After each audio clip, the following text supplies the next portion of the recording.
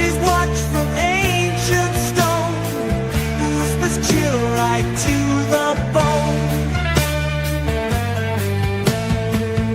Gothic castles rise in the night, gory entrails glide out of sight, walls howling under pale moonlight, darkness creeps and grabs too tight. You have fallen into the EuroCrypt. There is no escape from this EuroCrypt.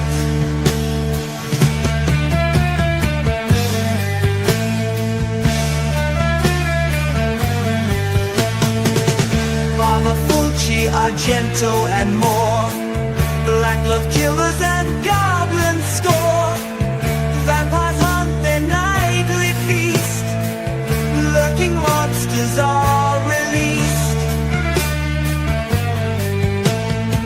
But beyond scream in a sepia dream, melancholy miles downstream, no one's safe or so it seems, worlds unravel at the seams. You have fallen into the EuroCrypt. There is no escape from this EuroCrypt.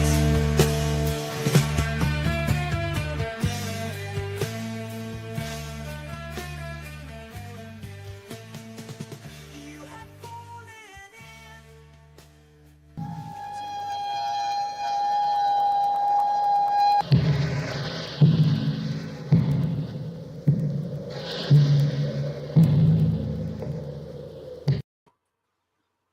All right, man. Hey, what's up, guys?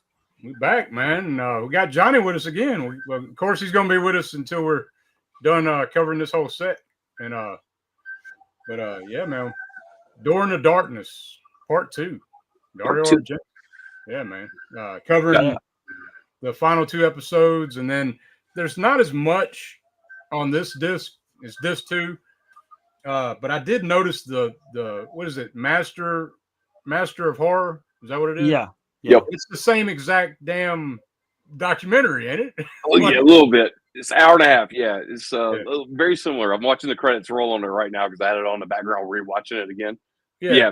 Oh man, I was confused because I thought, shit, am I watching the wrong disc?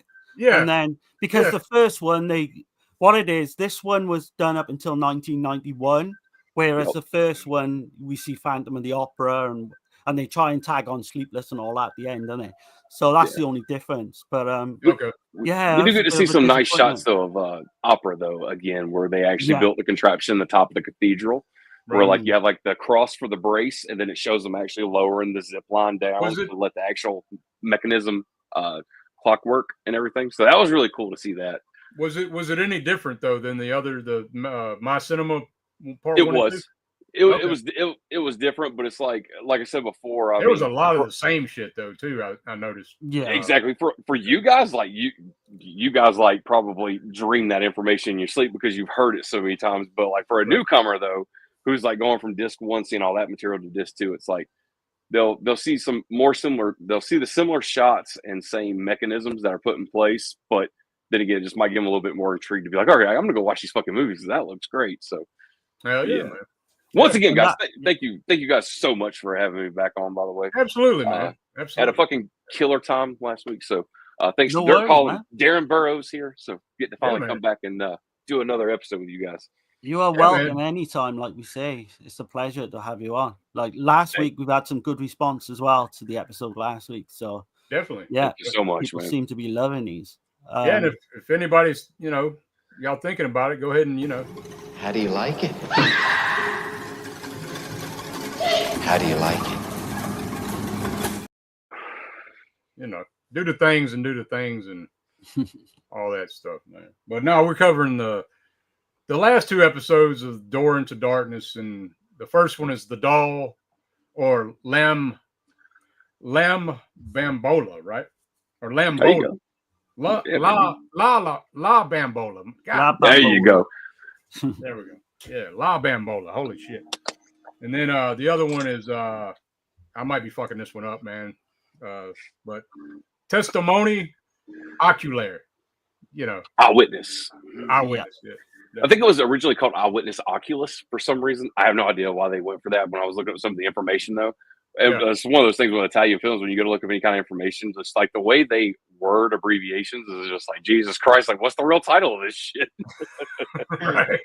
Yeah. And there's some interesting background with some of these two episodes as well, which we'll, touch upon and we'll go into. Hell yeah. We got quite a few people in the chat already, though, man. So I appreciate everybody that's here with us. And I'm going to go through the chat right quick.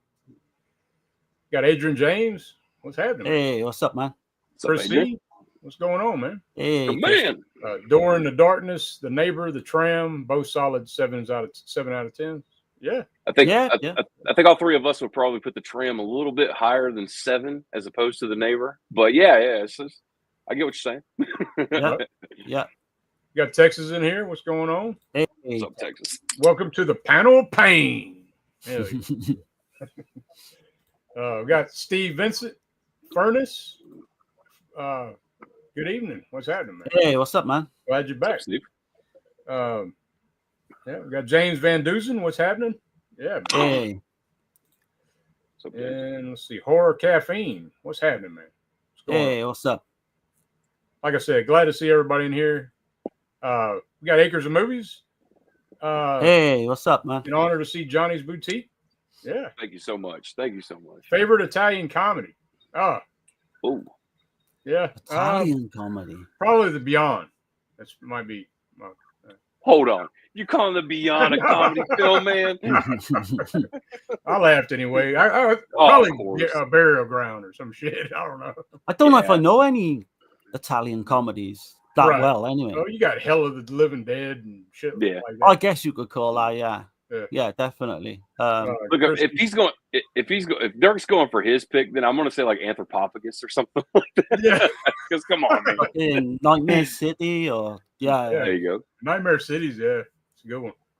We got Chris C in here saying, The Neighbor has a gothic tone to it. I like that. Yeah, it's actually found out like going through listening to Argento's interview, he said it was vaguely pulling from Rear Window, right?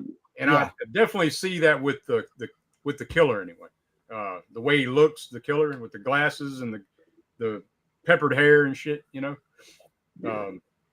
got Rear Window too, man. That's such a fucking phenomenal film, man. That's got to be like that with the birds, man. That's got to be like my favorite Hitchcock. So of course everybody loves Psycho to death, and I love it just as much. But man, Rear Window is like that fucking James Stewart movie that you didn't see coming. You know what I mean? Like Vertigo. I love that shit too. Yeah. But definitely Rear Window. When I was a kid, man, Vertigo, Rear Window's up there.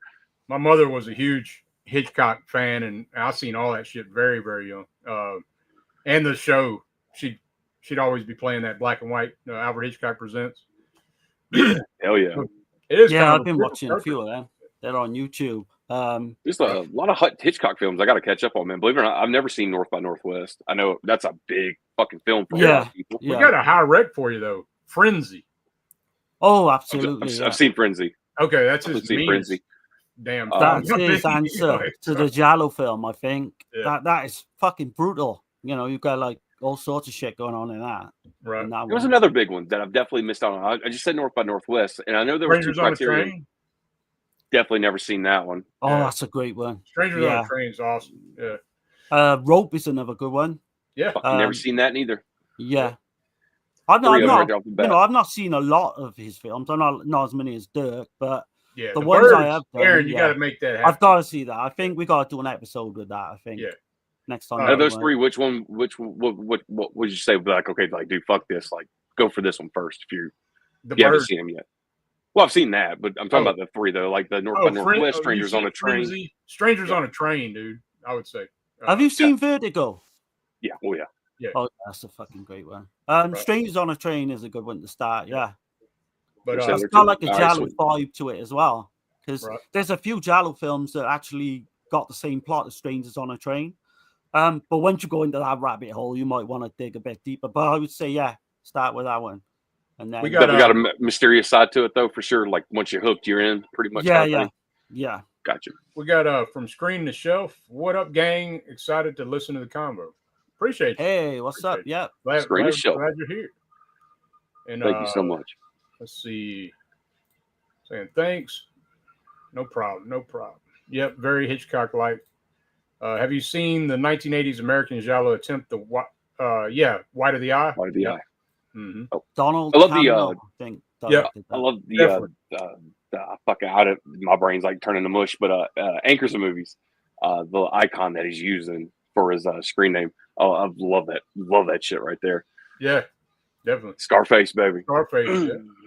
Texas says New York Ripper is a great Italian comedy. Yeah, one for Michelle the whole family. Pfeiffer. I couldn't even think of her name for a second. Yeah, like, who the fuck is that? Yeah. Yeah, that's great for the whole family right there. New York Ripper. Yeah, I don't know about Ripper, that. yeah. That's a bold fucking statement. Which family are we talking about? Though? I'll tell you another Exactly. good one. No, it's Burial Ground. You've got to really say that's a comedy. to It some is. degree. It's a comedy for sure. Yeah. Steve Vincent Furnace says, last week I asked about Argento's Sleepless, and you all said it was well worth my time. Thanks to Tubi, I was able to view it, and it is indeed fucking awesome. Hell yeah. Hell yeah. Oh, no. Glad you loved it, man. It's one that don't get mentioned as much, for sure. It's that never gotta train watch it myself. sequence. So, Like, yeah. oh, yeah, First- you got to see that train sequence. I know I Yeah. said last week. but Opening fucking train man, it's sequence is great. awesome, but it's not just that. Max von Sydow, I guess that's how you say his name. He's pretty damn good in that. Yeah. Chris says, I can see how Deep Cuts is a lot of people's release of the year for 2024. Oh, I wouldn't put it that high. I was interested because it's stuff I hadn't seen and stuff I didn't know about. And just, highly interested, but I wouldn't put it that high, I don't think. I don't think it's ever going to top Opera. Like Yeah. the release. I think Opera's the release of the fucking century for me. But I can see where, like Argento fans, I can see where you're coming from, Chris. I mean, it was pretty high up for me, this set. Because I've not seen all the, like, on disc 3 and 4, all his TV stuff as well. Right. Yeah. So, yeah, it's pretty high up for me. I think what Chris is kind of originally saying there right there is basically saying like that Argento bundle was probably the release of 2024 for a lot of us. Oh, yeah. And a lot of other people. So, because I mean, pretty much a lot of people who bought Opera, they were like, "Fuck, I'm gonna get that bundle because it's got deep cuts in it. It's got that Simple Like Silver with the same actress, that horrible fucking autograph that we got for Opera, which was just nothing but just the actress just squiggling some lines." But hey, we got it. Chris is saying Rope is great Hitchcock. Yeah, I definitely got to check that out. And I have the film Rebecca that Hitchcock directed. Yeah. Oh, that's one I've always wanted to see. 39 Steps is another one. I mean, there's so many Hitchcock. Yeah. The Lady Vanishes is another one I want to see. Yep. Yeah. Akers says, Stacy Female, thanks. Have you seen many Greek thrillers of the 70s and 80s? Not Greek. too many, but we covered a video Nasty that was Greek. That damn Island of Death. Oh, God. Jesus. I don't know if that's a thriller, but it's Was that Nico Mastorakis? Mastorakis? There you go. Yeah. God, man, that goddamn goat scene alone in that movie just makes me cringe, man. Yeah, it's pretty rough. I was not rough. prepared for any of that shit when I first I think it's saw the it. worst video Nasty. Like, not worse, like quality. Like, I mean, it's like the most foul, despicable and shit, But dark, depressing type film. Yeah. right. But well, man, That'd be one I say like, hey, like if you could find that on sale only for like a few bucks, like go ahead and do it. But if it's like full retail price, I'm like, oh, stay the fuck away from that. Oh yeah. it's definitely shock value, and that's definitely what he was doing. He was trying to piss off the censors and one of them kind of deals. But Look at his filmography, though. I mean, that's just one of many. That guy, fucking Nico's got a ton of films. yeah, and his he's done a backstory. load of slashes as well. Right. Yeah. Then The Wind, didn't he? He did. Yeah. I'm trying to think. He's done at least 4 or 5 slashes. What was The Wind? That was Meg Foster, right? Yeah. Windhauser as well has recently passed away. But yeah, decent director, and he's funny on the fucking commentary, the Island of Death as well. Yeah, he's a trip. If you listen to that, he's a character, man. I tell you, so funny. Arrow Video's done a pretty good job of putting out a lot of his films, that's for sure. Because it just seems like the majority of his films that I own come from Arrow Video's distribution. So They do, yeah. They must have had them. They must have had to deal with him. Yeah. Yeah. Sure. Yeah. But man, I guess we'll get into the doll. You know, I've heard a lot of people, read reviews and seeing people not really like this one too much, right? Yeah, it's regarded as the worst one of the four. I agree with that. I do agree with that. Yeah. I do I as don't well, say- but I think I like it a little bit better than maybe at least Johnny. I don't know how Dirk feels about it. So I don't mind it. I kind of like the idea behind it. Like, it's pretty cool idea. I think the execution might have been lacking a little bit. The pacing kills it. I mean, pacing alone fucking kills it for me. It's like watching snails crawl. It's like, oh, are they ever gonna get there? It does have some cool parts. So like that, there's a scene in a fashion house. yeah, That seems pretty cool. Like it reminds me of The kill is off cam though, and it's like, it is. fuck. Yeah, it's the fucking censors though too. You know. Yeah, I got you. RAI. Yep. but just seeing like Erica Blank in that role as well. I know she's on screen for maybe 10 minutes. Yeah. But that's a big nostalgia thing for me because she's one of my favorite actresses. And you've Yeah, got to think the whole cast of this is really good. If you know, even though the story is kind of lackluster a little bit. I got a brief synopsis I can read. Yeah, go for before it. you get into the. I don't guess we really need to get into the director. I mean, unless you want me to. I mean, it's Mario Fogoletti. But it's kind of chopped up where Kazi had to come in and do some second shoots or whatever because I think it was going slower than to remain on budget. Argento wanted to stay on budget, and he brought Kazi and was like, "Look, we got to finish this thing up." So like, he kind of pulled it from him, you know. right. But anyway, so La Bambola, the doll, is so a mental patient has escaped and killed a beautiful owner of a fashion house. Meanwhile, unorthodox techniques are being used for the schizophrenic's apprehension. So that's the best I got. That's it's definitely one because you see a lot of those slasher films in Halloween. You get like an escaped lunatic. Yeah. So it's definitely got that kind of vibe early on. Would you say always this gonna- is like a traditional giallo though? Kind of. Well, Argento said that it was like in the vein of a giallo, and if you listen to the way he explains it before the episode, he says pay close attention, right? And try to guess who the killer is. And I think he was I think that part of it. I don't know. I didn't guess the killer. Did y'all? No, Definitely not. And but because the way that was set up too, like I'm sure you guys can agree with this. We were automatically like the lines were already blurred from the get-go because we saw the escape itself from the POV, like the point of view of that person escaping from the nut house, hitting the wood line. And from there on, I think that's where the lines got blurred because we didn't know who, of course, we're talking about a story again that involves somebody that escaped from like a nut house. So traditionally we're going to have that medical personnel who's going to be involved with the detectives in there. So you're trying to decipher who is who. Immediately we know who the detective is and his assistant. However, we get this awkward ass conversation where like basically the medical doctor and the detective are having this conversation. The doctor's like, you just do your job and I'll worry about doing mine. Like in the most kind of polite kind of way. They start arguing and like pissing contest kind of deal. Like So he's trying to explain to him schizophrenia and all that shit, right? Exactly.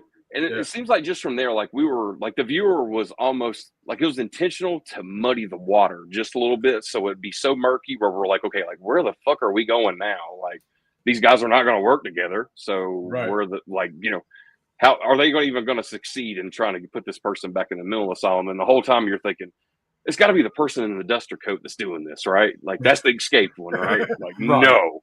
You see this guy walking in a trench coat like this, like you're saying, a duster, and he's got a briefcase. And I watched this twice, man. It was like odd to me watching it the second time. I'm like, why has he got his fucking hand in his pocket?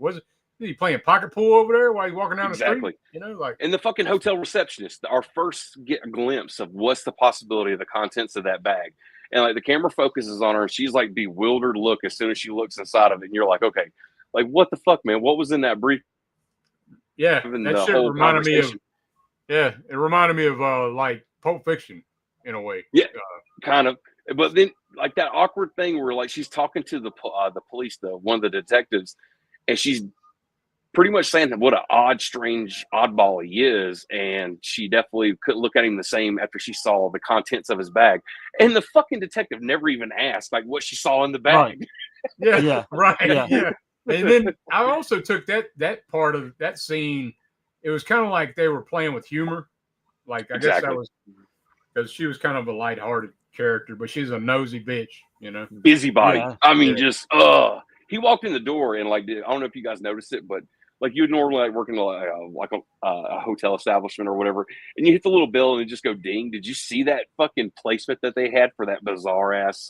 Like it was supposed to be like a ring bell, but it was it produced this most annoying sound you could possibly ever hear in your life. But I was like, what the hell is that? And as soon as he walks up to the desk, she's like, doesn't get his name, no nothing. She's like, I hate the weather, blah, blah, blah, blah, blah. My mom's sister's sick. And I'm like, Jesus Christ. Yeah, she's just like, and he's just looks bored out of his mind. He's not taking her serious at all. He's like, He just wants to all run. right, he's ready to get her out of there, basically, you know. Yeah. And that guy is Robert Hoffman, and he's quite well known. He's been in a ton of giallo films. But I notice in this, he's just called The Stranger. He hasn't even got like a title for his name or anything. And he's got, you know, I'm sure Johnny's probably seen him before, but Dirk definitely has, where he's got this kind of look over him, his face. You know, he doesn't really emote anything with his facial features. He's got, do you know what I mean? I think that actually works for this it does work for this this film. Absolutely. But, yeah, it does get kind of wild after the opening. You know, I think it starts off pretty well with a decent POV shot, you know, of an escape from a mental asylum. Yeah. And then we're kind of trying to work out shit then as we go. Sorry, go on, Dirk. Go on. No, sorry, man. My bad. That's my bad. No, you're okay. Well, it's 16 millimeter camera.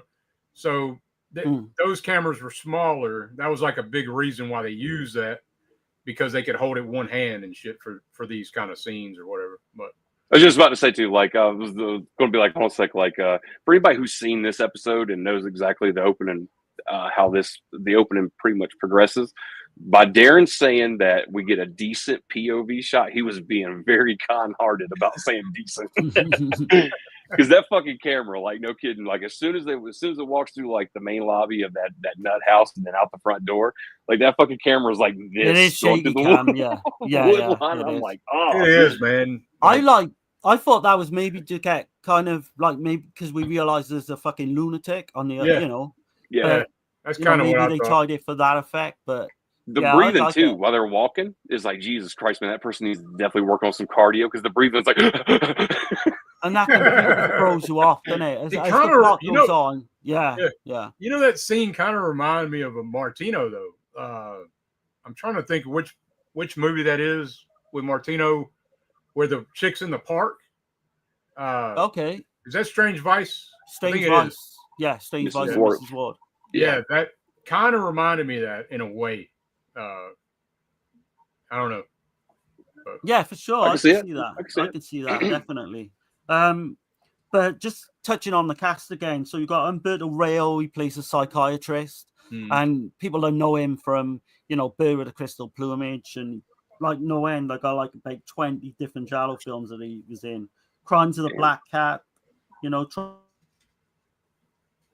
Tropic of Cancer, Barren Blood. But yeah, so the way they're going with this plot is, you know, you've got this escaped lunatic. You've got this one guy checking into a hotel. He's kind of mysterious. We don't know what the hell he's doing. You know, and then he focuses in on this one woman, doesn't he? The fashion house lady. He focuses in on her first. And then we find out right at the end what she has to do with the whole twist of the film, which I thought was done pretty good. So there is kind of pluses in there, but it's drawn out like you say. You want me to go ahead and hit the spoiler alert? Yeah. All right. because I know we could go through this so damn quick because it's only an hour, right? So Right. I think it's the longest one. It's actually like an hour and 4 minutes, if I'm not yeah, this mistaken. one's an hour It 4. is. It But, is. Yeah. Let me just hit it just in case somebody don't want to be spoiled, man. So.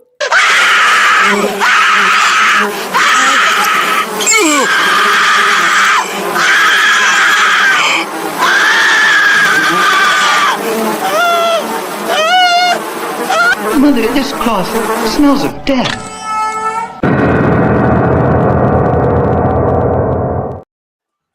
All right. You There's have no been excuse. warned. It's brutal. So brutal.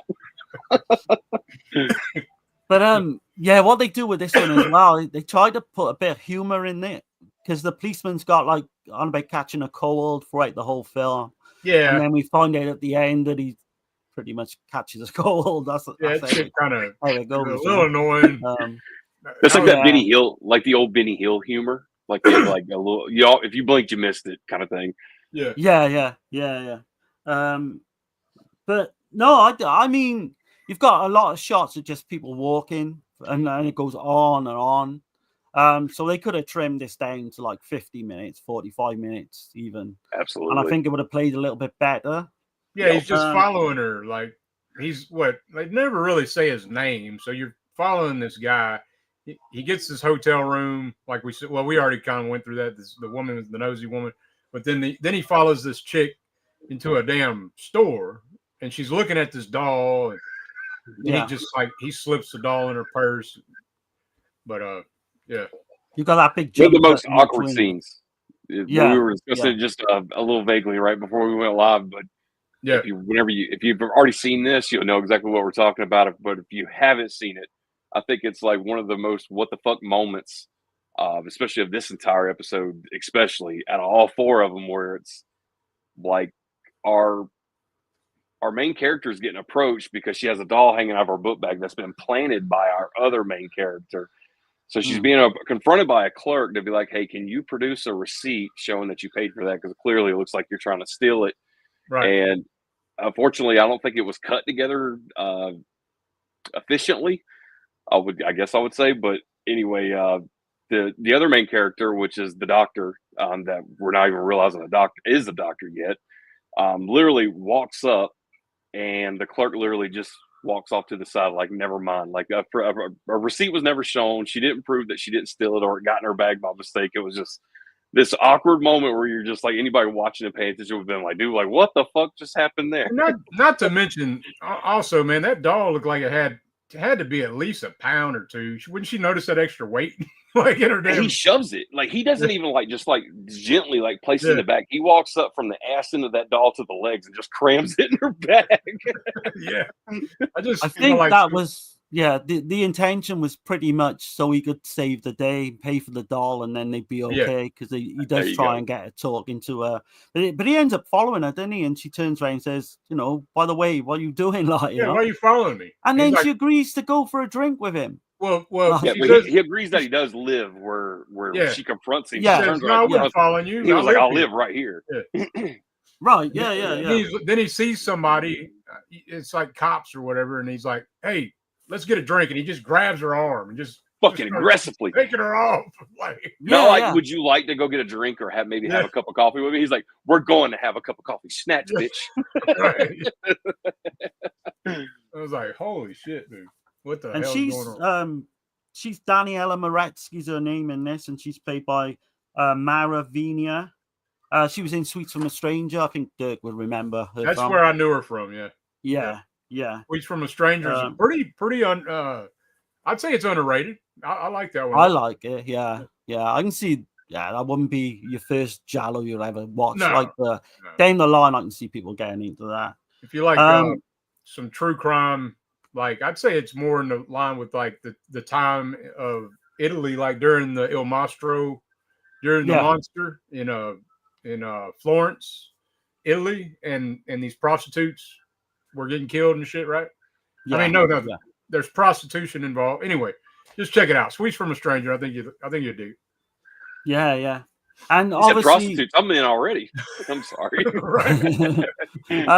The earlier kill of the woman in the fashion house, though, I know Johnny said, we don't get the payoff because we don't really see her be killed. Yeah. But I kind of dug that. I kind of thought it was kind of suspenseful. You got all the mannequins. Yeah, and you it start does seeing make those yeah, mannequin heads. yeah, falling. yeah. It's always The shot creepy, is I great. find, The camera you know? actually pans past while they're actually set up right on the table. That pan shot is fucking super sweet. And then we Yeah. already know there's a disturbance because we've already memorized that the camera's already done pan past the mannequins on the table. And then when we re-enter that room again, we're going back from the floor up angle just to kind of give a little bit more suspense because the body is laying on the floor after all. But we see the disturbance has already took place because all the mannequins is actually toppled off the side of the table on the other side of the room.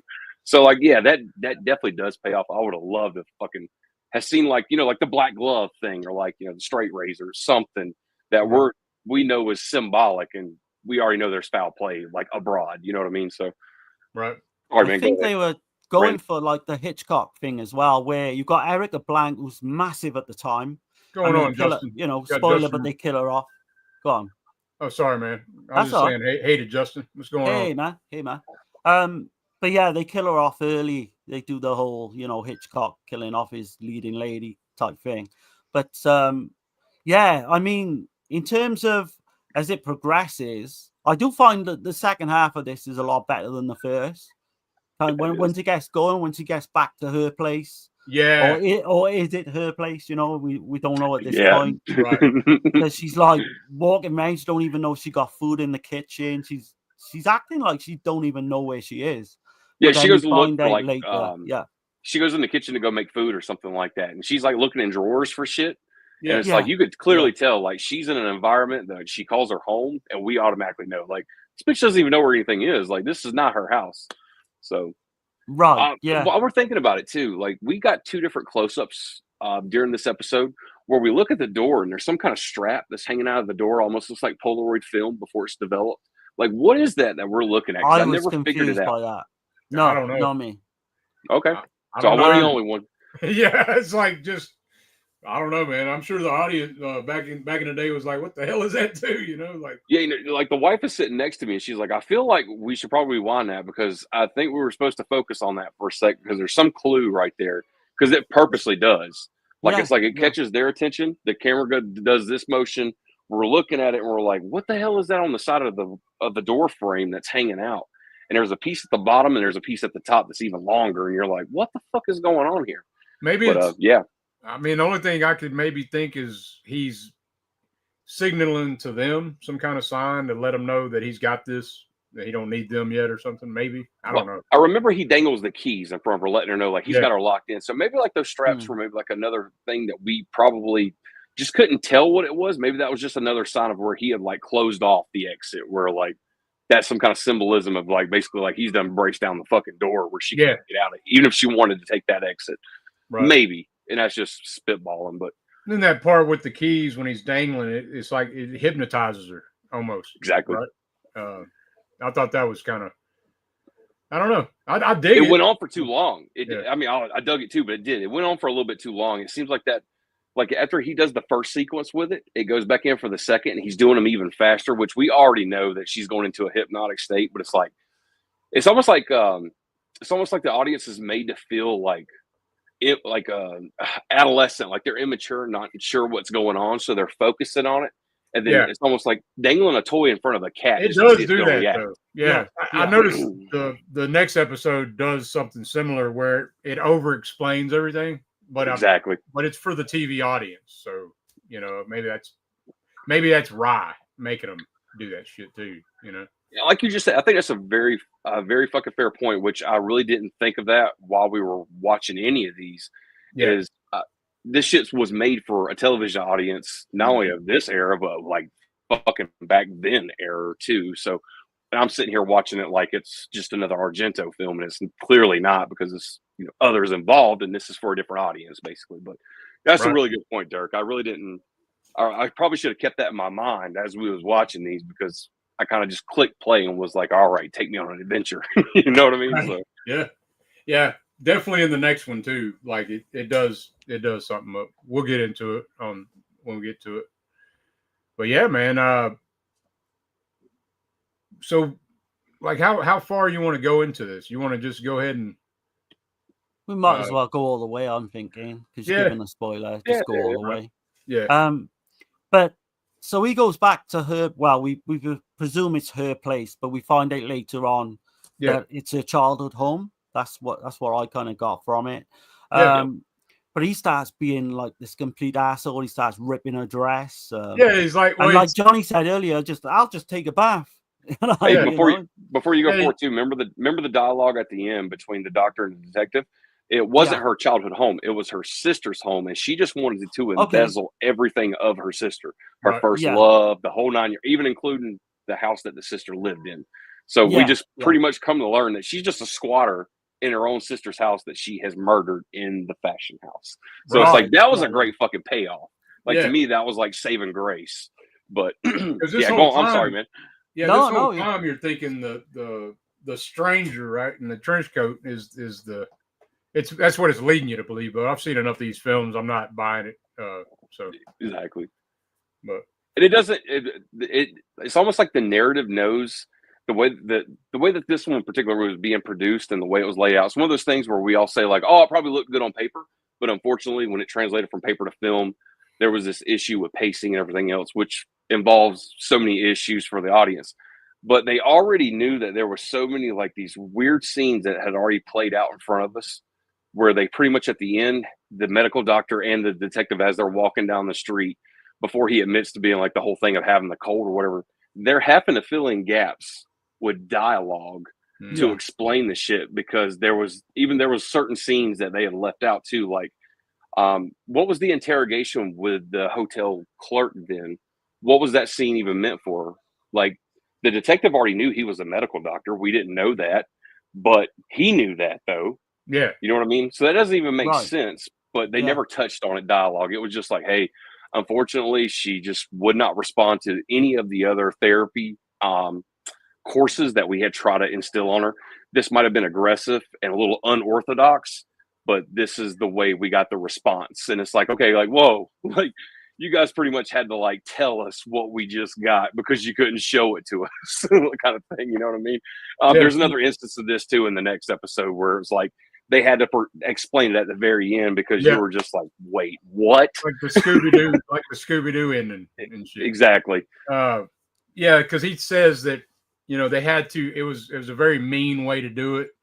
Like, but they had to expose trauma. She had to experience a violent shock to that she killed her sister, I guess, to bring her back.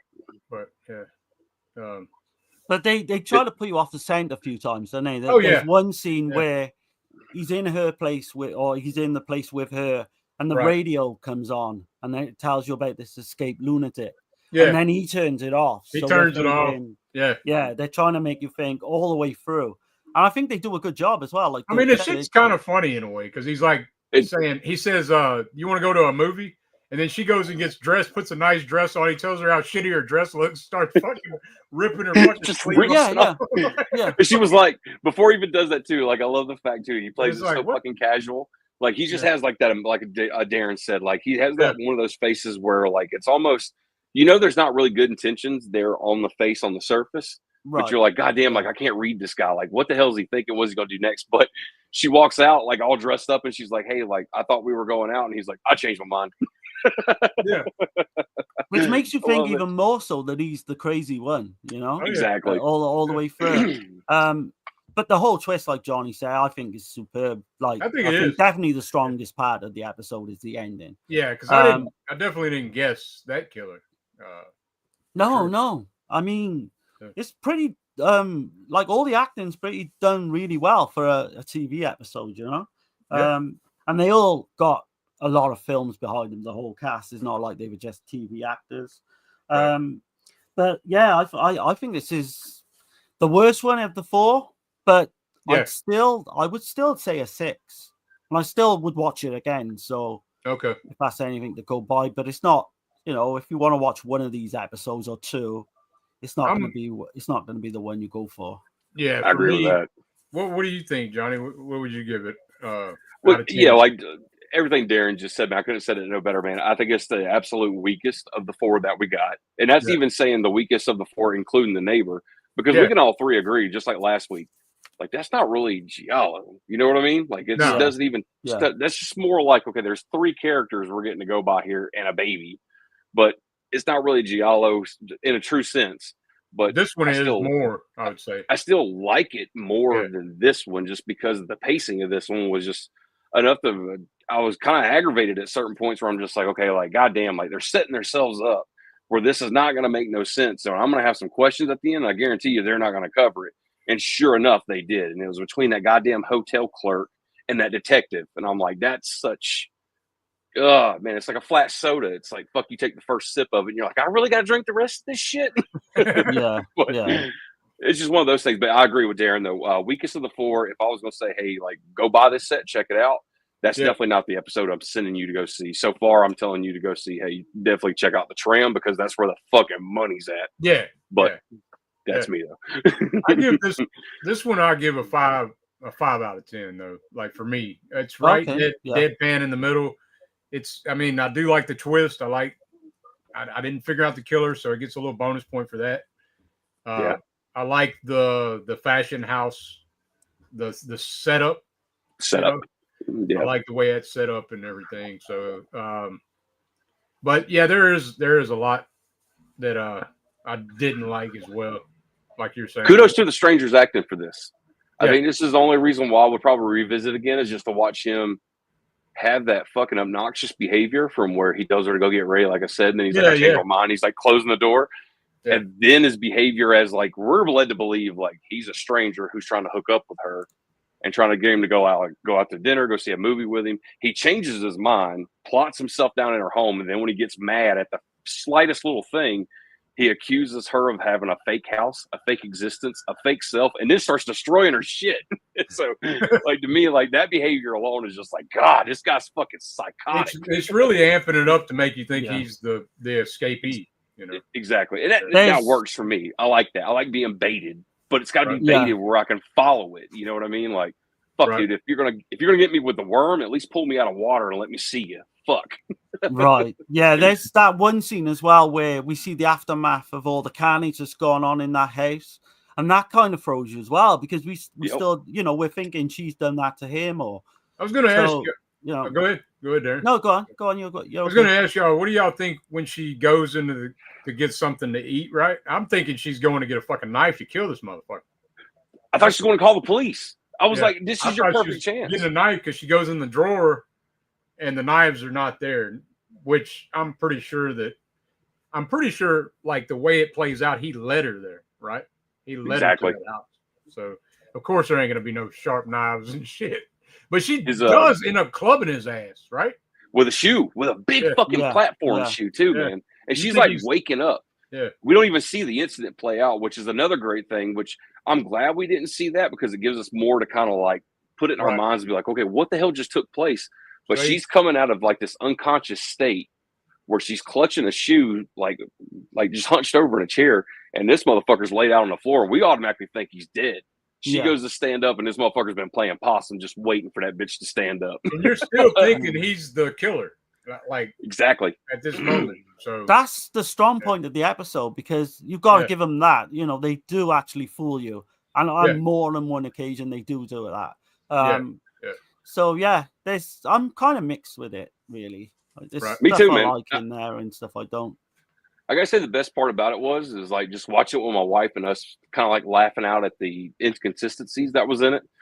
Because I mean, come on, watching something with like a friend or a family member who enjoys like just mocking some shit whenever you see something that's not right, and you've done watched enough shit where you're like, God damn, like they just gave themselves no exit to tell this story thoroughly. I enjoy that, but talking about with you guys makes it better for me, because I'm like, this was better than watching the fucking episode. So I get that as well. It's got some magic to it, you know what I mean? So like, I can't say it's like horrible, because I just had a fucking awesome time being like, I didn't really care for this one, but fuck, let's just rip on it. There's a lot of talking points in there, definitely with this one. But like you said, it could easily, man, they could have took that hour and 4 minutes and knocked that bitch down to like 45, 49 minutes, somewhere like even 45, 50 minutes. And I think we'd have all been sitting here being like, hey man, like there was something to that, man. Like that shit was like, you know, ABC, and we're right there at it, but it wasn't. It was just there was too much of him walking around on the street looking very fucking obvious that he's stalking. You know what I mean? Like he made no point to hide the shit neither, and it's just like, God, man, you can tell he's a creep. But Right, got his hand in his pocket. Yeah, exactly, man. It's like, what are you doing over there, buddy? Like we see him walking around so much with his hands in his pocket. It's like, dude, I could have done rubbed like 2 or 3 out by the time we done get to where he's going. Yeah, I was like, holy shit.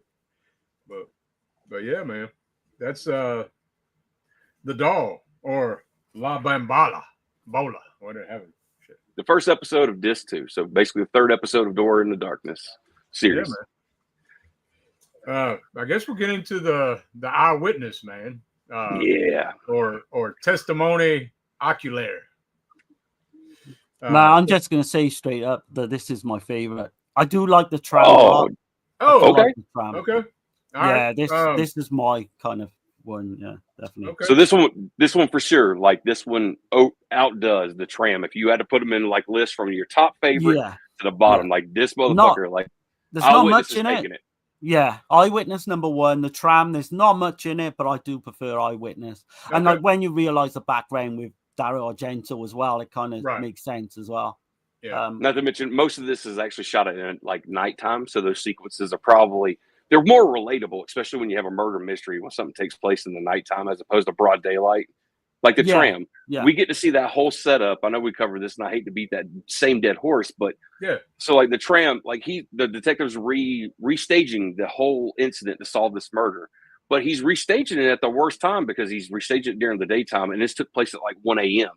kind of thing. He's trying to do it at like fucking 10 o'clock in the morning. All of a sudden, it's like what?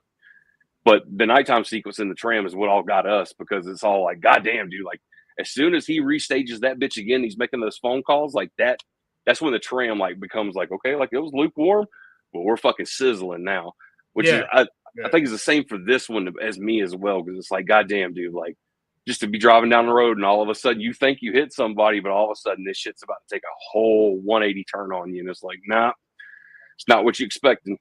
Right, man. This is your traditional kind of giallo storyline as well. Of all 4, I'd say it's the most giallo-like. It's not Argento's fault. Because there's something that happens in the film. Like, I guess we could go ahead and go through it a little, we'll mention it then. But like, there's a woman, Roberta, and she's driving home, and when she's on her way home, some lady just jumps out in front of her car, and she's like holding her back, and that all that looks great. And for a split second too, like we only see her actually doing that whole thing with her back for like a fucking hair of a second. So if you blink, you miss it. Yeah, and she just falls right dead in front of her car. So, and then she gets out of the car to further investigate, sees a little bit of blood trickle out her mouth, and all that, you can tell that's Argento. Because this was supposed to be filmed from Perianti, which was Argento's, ain't that right? Perianti, yeah. Argento's assistant director. He worked on the Animal trilogy with Argento, but the cast and crew didn't like him. They even told Argento to take over, and Argento hated to do it. He still gave him the director's credit because he didn't want to humiliate him. But you can definitely see. What was the common dislikes though? Like, why were they so focused on getting him out of there? They said that he didn't know how to direct. He was an assistant director, but he didn't know how to take charge. He didn't know how to communicate with the actors. Like he was very undecisive in what he wanted to do, and the actors were complaining about it. Argento finally had to take over, had to take it from him. But you can definitely see the segments that Argento did, and you can see the segments that he did. And his is more in the middle, I think, in the film. But it's a pretty damn good one, man. But like, so when she gets out of the car, she sees the woman with the little trickle of blood out her mouth, and then she sees somebody in the bushes, and he's got a gun, So that's like strongly Argento's completely against that shit. But he's got black gloves as well, but he's got a gun. He's got black gloves, but he's got a gun, and he's pointing it at her, so she hauls ass. But Argento wanted to use a knife, And the censor said, no, you can't use a knife because it symbolizes a phallic object. It symbolizes a dick, basically. Like, Oh, what? What? Yeah. So he argued with him a lot over that shit. Fucking But they were- censorship. yeah. This But- was a big one he argued, yeah. But with the cast of this, it's kind of interesting. Yeah. So you've got Marilla Tolo, she plays Roberta, and she was actually went on to become Dario's girlfriend for 2 years. For 2 years. Oh shit! Oh yeah. Yeah, Okay. she went on to star in his next film, The 5 Days. Yeah. But apparently their relationship was very, on off and arguing and all that shit. They Yeah, blew yeah. up at each other. Like they had Yeah. both of them had really bad tempers, so that shit didn't work at all. So they were just toxic, safe to say, right? right. Yeah. But that Argento toxicity didn't say lasted nothing 2 bad years? about- Yeah. Damn, you would think with somebody like Argento, you would think like his first sign of being like in an uncomfortable moment. He seems like one of those personalities who would just like, he wouldn't even grab his shit. Like if the house was on fire, he'd just run the fuck out because he'd be so shook. But I did. Right, I yeah. was reading somewhere though. She wanted to get married, and he didn't want that shit.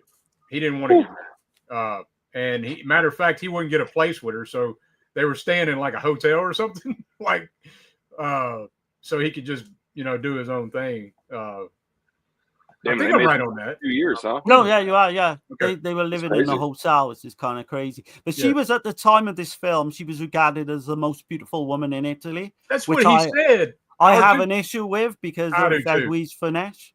Well, dude, She's like, got a lot of manly features. If there I'm was sure you guys actually see the opening shot where like we see the camera on the outside of the windshield looking in. yeah. Yeah. And almost like even my wife pointed out, she was like, wait a minute. She was like, from who we saw in the car, from the person who got out the car to go over and look at the body, they almost look like two different faces to the point where we were like, wait a minute, is that the same person or are we being tricked with some allure kind of magic shit here? Right. But yeah, she's definitely like almost got the Adam's apple kind of thing for a chick, which, guy usually see that shit and he's like, God, she's got a dick.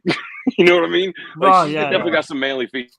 But I was like, I thought she was a beautiful woman, but I don't think she's the most beautiful woman in Italy. I don't know. Not by a long way. Like, But what was the fashion designer? yeah, one of the big Argent- fashion designers like fell Yeah. in love with her, I think. I'm trying to remember his name. Was it? Damn, I can't. It wasn't like, Versace. It was one of the others. No, he's a big one though. He said she was the only woman that he ever fell in love for. Right. Yeah. But, yeah. Okay. But I think it's maybe her charisma and her talent is probably a big part of it too. Like, because Argento put her over for that. He said her talent was amazing. That she had like this inner strength, this inner charisma that was like, she was top notch actress. And we know worked for Argento doesn't throw compliments, especially for his actresses, Yeah. out a whole lot. Exactly. Yeah, yeah. And she's coming off My Dear Killer was one of her films. It's a brilliant, like She did earlier, Visconti, Dali. right? Yeah, yeah. Visconti. She worked for Bava. She did something for Bava in the 60s. She worked with Martino, the Scorpion with Two Tails, the last set Okay. of that film. Oh man, that's a rough one. The That's double a she fucking did, rough one. Confessions of a Police Captain. So she did Police Tesky as well. Yeah. But yeah, I mean, I think she does a good job in this. But I think it's mentioned in one of the interviews on the disc that she's always grumpy because there's nothing, her character's always grumpy throughout because all bad shit keeps happening. And apparently that was like a flawed performance because of that. But I don't think so. I think she plays it really well. I think It's she not- does great. It's not a character you're gonna be laughing and joking with all the shit that she goes through. She's very grumpy in this. The whole Yeah, part. Very very aggravated. I'm guessing if you go through what she goes through in this film, you'd be fucking grumpy as fuck as well. Yeah. Because she sees this like she thinks there's this murder. Right. And then she's being told, is she crazy? The police inspector kind It's of that old believes trope her, too, or- right? They Yeah. got to throw that trope in there, like you didn't see shit. What are you talking about? Like, You imagined all this shit. And I Right. mean, you couldn't do that. Only do that in Giallo films, really, can you? Where people disappear, and the odd slasher film, I guess, as well.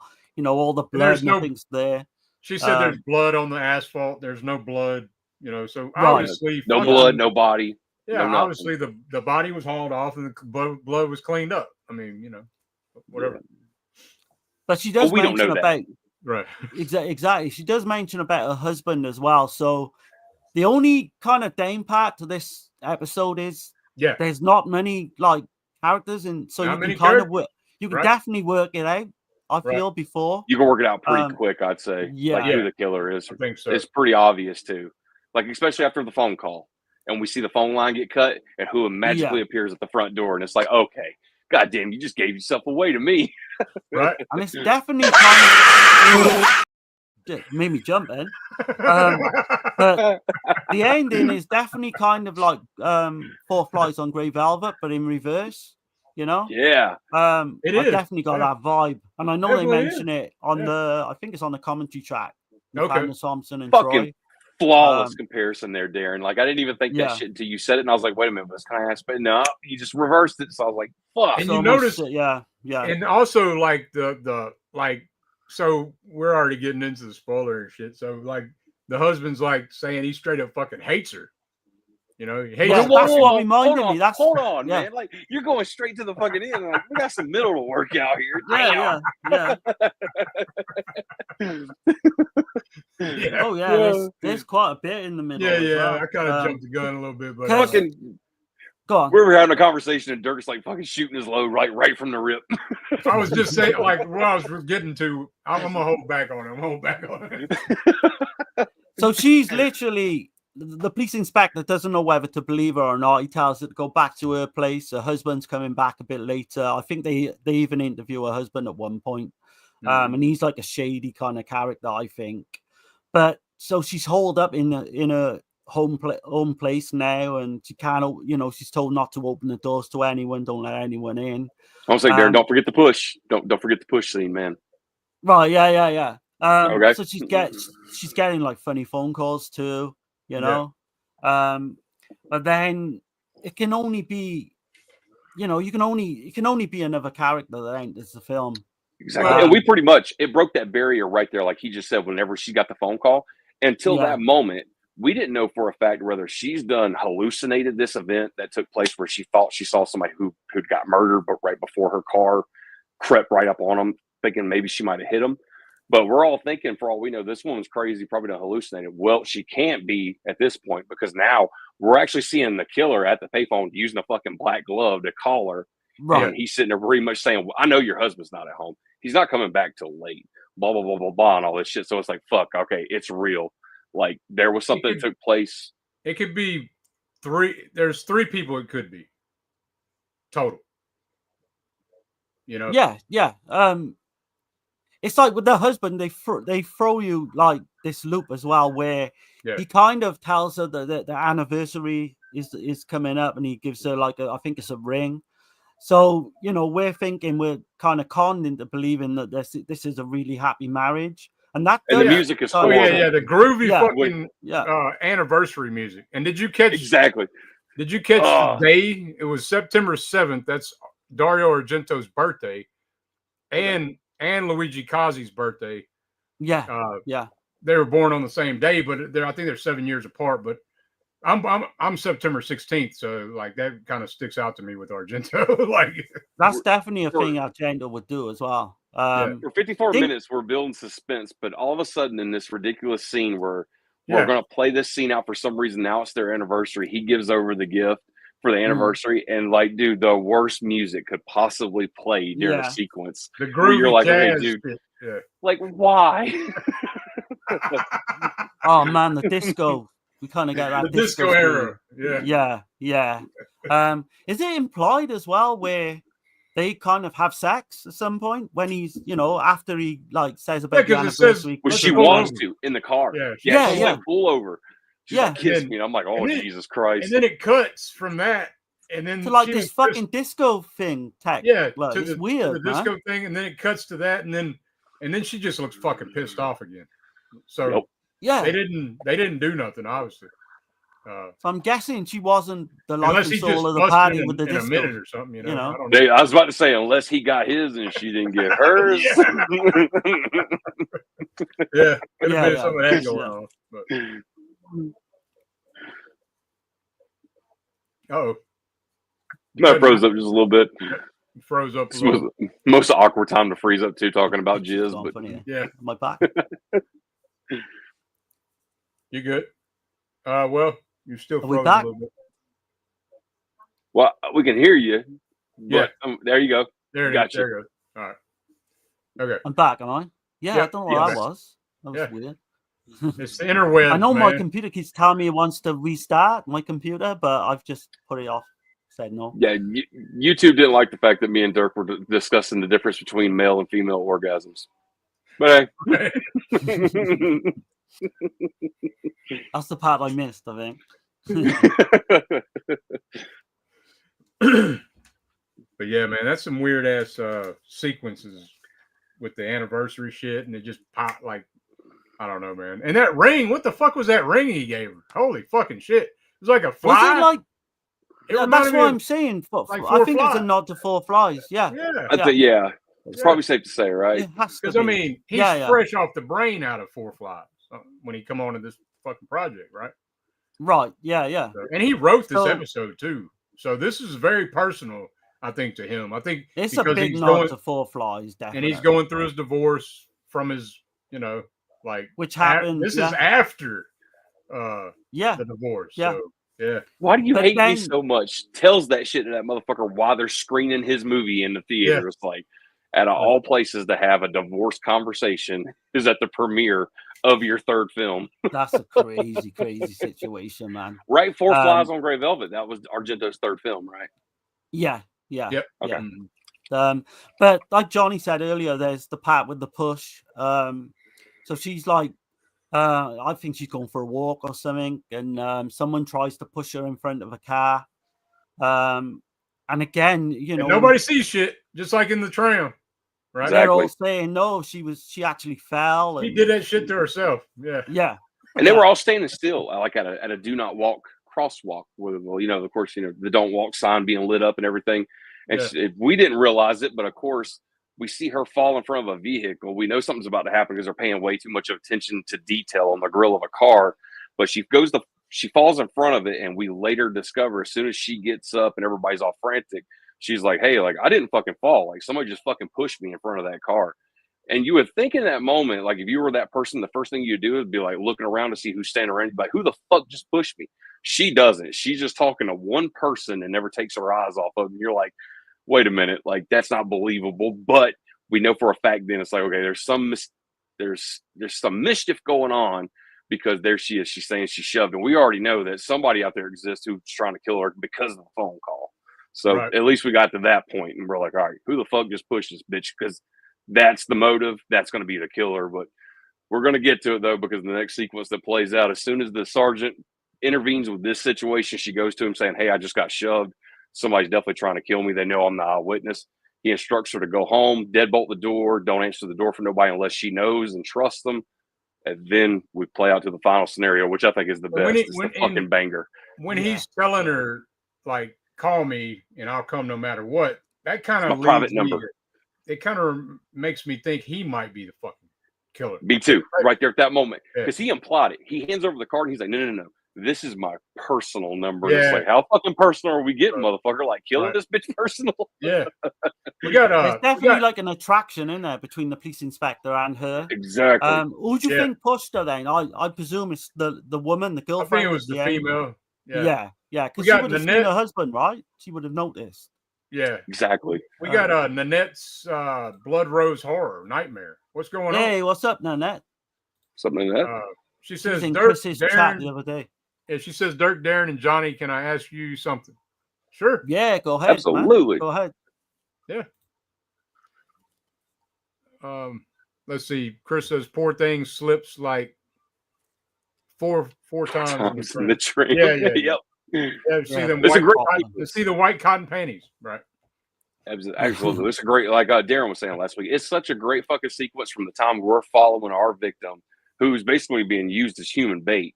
She's running down in the worst fucking shoes a female could probably ever try to run in. She slips and falls 4 times, but as soon as she hits there's about 6 or 7 stairs that divide her from the bottom to the top of the platform. She runs up those fucking steps flawlessly, man, to like, You would think she's like a fucking football player taking them steps. You Right notice into the the arms of killer the as killer. well. The killer in that scene has got a hook Yeah, where they wouldn't let him use a knife. Dario was pissed off. right. They wouldn't let him use a Um, knife, but he could use a hook. So you could use the grappling hook from a tram system as a But murder weapon, it's but a curved, knife. Yeah. because it's curved and it's not like the shape of a dick, I guess. Well, a knife ain't the shape of a dick neither, Well, man. you know but what I mean. Jesus Christ, man. Phallic object, I guess. You know. Yeah, a Straight- hook straight would up and be down. worse, wouldn't it? A hook would probably be worse, but Yeah. yeah, Absolutely. crazy. Let's see. Nanette says, "Are y'all talking about Door into Darkness?" Yes. Yep, Yes, we are. Absolutely. Yep. Absolutely. Yep.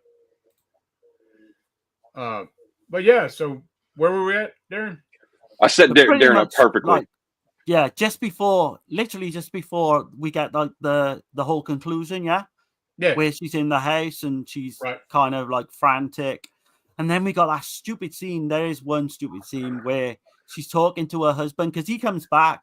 He tells her like, this bright idea that he's gonna go It's outside, fucking weird. get rid of And the hide the car. Yeah. hide the car, Hide the hide in car the fucking bush And, of all. and get back over here by the window. And Yeah. yeah. You like go weird upstairs, you shit. take off all your clothes and Yeah. entice the naked, killer, you know? Yeah. as you And he do. and his motive is he leaves her there unattended, unprotected. Yeah. And he's going to leave just because he believes that he can hide the car before the killer Well, he's sees gonna him. sneak out. He's knows gonna he's sneak out gone. on the killer. I got that. Yeah. But I'm just saying, it's so fucking Right. obnoxious where you're like, no man in history would ever leave, That's like when the, you figure it the out. girlfriend, the wife, or whatever at home unattended, knowing that there's danger right outside. There's already threats, already attempts on that life already been tried to have been taken. But yet you're worried about, oh God, if they look, they're going to see my car out in the driveway. It's like, dude, you're already there. Stand your ground and fucking fight. Right. That, I mean, that's Dirk was the right. moment That's when you know. That's the what the penny moment when you drops know at it's that him. moment. Yeah. Yeah. Yep. And you've got that scene where he's hiding in the bush, and then we hear the killer.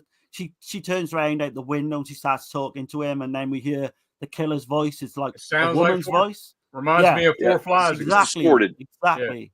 Yeah. But just And in then- case the audience couldn't hear it and pick up on it themselves, she makes this horrible turn and then looks dead into the camera almost. And she's like, that's not my husband's voice. And it's like, Right, you gotta tell us yeah. that. Don't she shut the window and then she turns around and says that? And then the whole conclusion, then you can pretty much, what's coming, I think. Or you can kind of work out. There's that a hand gonna coming be through the door. a female, yeah. Trying to unlock the Yeah. door. But And she- let's give she it some stabs- credit, though. Stabs The the hand. fact that they included that the victim that she literally thought that she saw that was murdered right in front of her car to actually be a plot in that horrible, evil plan, that was pretty fucking genius, because I definitely didn't see a dead body being resurrected to come back to be the fucking protagonist, like the antagonist Right. of the story. Yeah. But a So problem, like that is that's pretty clever. I'll say one thing though. Like, so that is a hole for me on this episode. On this, Really? yeah, because what if she'd have fucking hit her? There's Yeah, a you got lot that point. could have gone wrong, You but know you've got it. what I'm Yeah, saying? you've Like, got yeah. it. It's like, fucking. And like you I said, mean- they set it all up intentionally. The Yeah. husband and the woman she thinks has been murdered in front of her, their whole idea is to stage this whole bizarre sequence. Like you said, she could have been hit by the fucking car. Not to mention they did all this shit hoping that the cops are going to be dumb. They're never going to figure out that we did this, we plotted this. And we're all motivating this whole one sequence where we're going to push you out in front of a car. Like, Yeah. really? Like, what Yeah. the fuck? Why not just shoot the bitch? If she hit her, if I she mean, would have she hit could have her, seen. She could have seen her the shit's husband in over the with, bushes right? as well, Like- or her husband at the start when he's got the gun. Exactly. Like, she doesn't see the face, but so a lot. I agree. A lot could have gone wrong. that's. I mean, it's a giallo. Like, I know. So Yeah, I kind I of did. like smooth. I over don't that. I don't see any like really a plot hole in the tram. To me, I don't like. So out of Yeah. the four, I think the tram is the strongest for me anyway. That's the kind of that's what most people would say. I think. Okay. Yeah. But I kind like of this prefer one. this one slightly more, but I like it's it, not but much. I don't like the over-explaining Scooby-Doo ending either.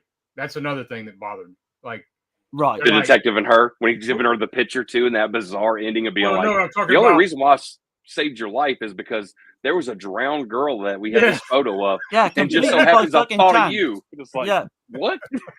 You're like, what the fuck? Oh, here, you keep I mean, this. you would have been Like- dead if I hadn't have fucking come and, Yeah. you know, just by an off chance. Like, with Yeah, the There's another picture. if for the story. Like you said, like if like what would have happened if she'd actually ran over the fucking bitch whenever she stumbled out in front of the car?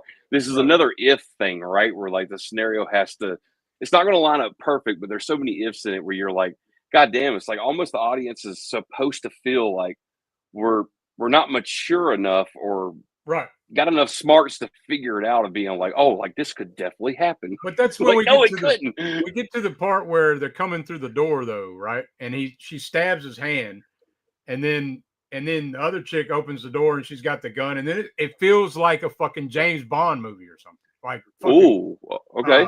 When they're fucking explaining everything they fucking did, and then the Yep. guy's like fucking he's like She I even fucking said it. hate you, I hate this house. Like fucking I'm like that's fucking Argento fucking talking about his But ex, you know, she's like, even sitting there being goddamn. held at gunpoint, and then she's like putting it together in her mind. And her first concept of thought is looking at both of them conspiring this evil plan. She was like, well, how the fuck are you going to explain that wound where she's literally done gashed that shit with a knife while he's trying to reach through the door? And he's like, I'll think of some good excuse to tell the I'll police. figure It's something like, out. what? And then the inspector just fucking turns up just Yeah. from behind the door, literally.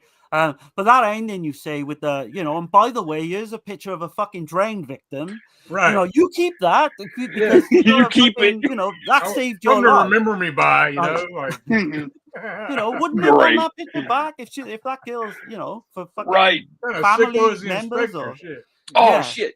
I just thought about this while you were saying like he was showing her the picture that he had, because he actually had a physical picture that he's like, just keep it, by the way, which was fucking Yeah, yeah. bizarre.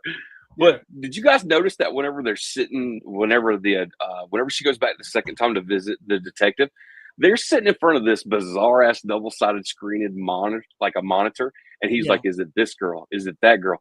What the fuck were they looking at? That's got to be some." Like they thought maybe that was going to be the future of technology, maybe, and they were just like, at this time, like this looks really advanced. They'll believe it. Like to me, it looked like a big fucking 1970s green microwave, like with little screens on it. Yeah. Yeah, It's yeah. like the It's bizarre. supercomputer that, you know. Yeah. Almost the like time. film slides or whatever. They're just picking Yeah. up all these. Which But he was said- weird. I think he says in that, he says, "Oh, we know that none of them are going to match who you saw, but we got to show you anyway." I'm thinking, why?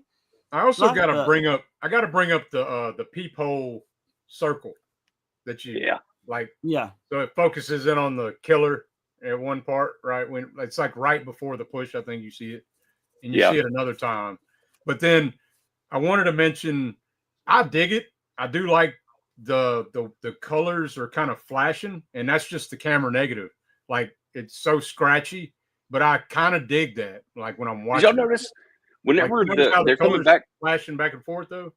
Like, As it's soon as not- you just that reminded me of this too, and I'm so glad Yeah. you brought that up. Whenever the husband and the wife are coming back from the anniversary dinner, like you said, we never really even see them do anything, even though she's coercing him that she's wanting to have sex. When they come back and they realize that the door has been ajar, like somebody's kicked it in or broke in. Did y'all notice that that green piece of glass that kind of went through the frame, Yeah, like in a triangle? Yeah. What that the was fuck was that? that was strange. that's I don't cool. know. Because it wasn't. It definitely wasn't like film degradation. No, We know that. It looked like it was purposely put there to give like a Greensland effect, but like Right. somebody was like, "I can't get it right. Fuck it, we're not using it." Like kind of thing. It felt like that for a minute. I was curious if y'all seen that shit too. yeah, Yeah, definitely, yeah. definitely. I know they were originally aired in black and white, and at the time, no one thought they would ever make it to color. They didn't think they were going to replay the series on Right. TV or what have you. Yeah. So I don't know if that may be the effect in black and white looks different. I don't know, but it Yeah, was they- kind of strange. Yeah, I agree. And That's what I Vidal was- too. Yeah, There's that was- green crawl, like that green slime on the side where we see it start from the bottom and it does this Yeah. number and it Yeah. goes back down one time.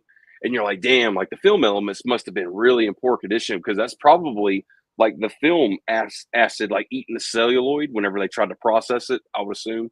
I mean, I'm not an expert on that shit, Yeah, no, but I mean, 60 like, I millimeter think I could well be, like yeah. all that though. Like it kind of it- gives it a little charm to it, you know. absolutely. But I think there's like, because these are not in high def or anything. You No, know, these are no. proper, really like grainy kind VHS. of. Yeah, yeah. yeah, But Yeah. I think in one of the interviews, it might have been with the one with Luigi Cozzi, they actually show like a better kind of nice print of one of the episodes. So I don't know what the deal is there. Yeah. But I'm like, yeah, I mean, I like watching them the way they were originally. That might have been painted. pulled from a trailer or something, though. Maybe. Possibly, Yeah, yeah. They probably put a ton of money in just knowing they were going to use that same cut to either publicize or whatever they were going to do for its purposes. They probably just cleaned that little segment up as much as they could that they found that didn't have the most celluloid obstruction to it, with scratches and debris and fucking vinegar just sitting all over it. But yeah, I mean, for the most part, like, you buying this set, like we said before in week 1, don't be expecting this shit to be like, oh, this is going to be like 1080p, this is going to be 4K. Fucking far from it.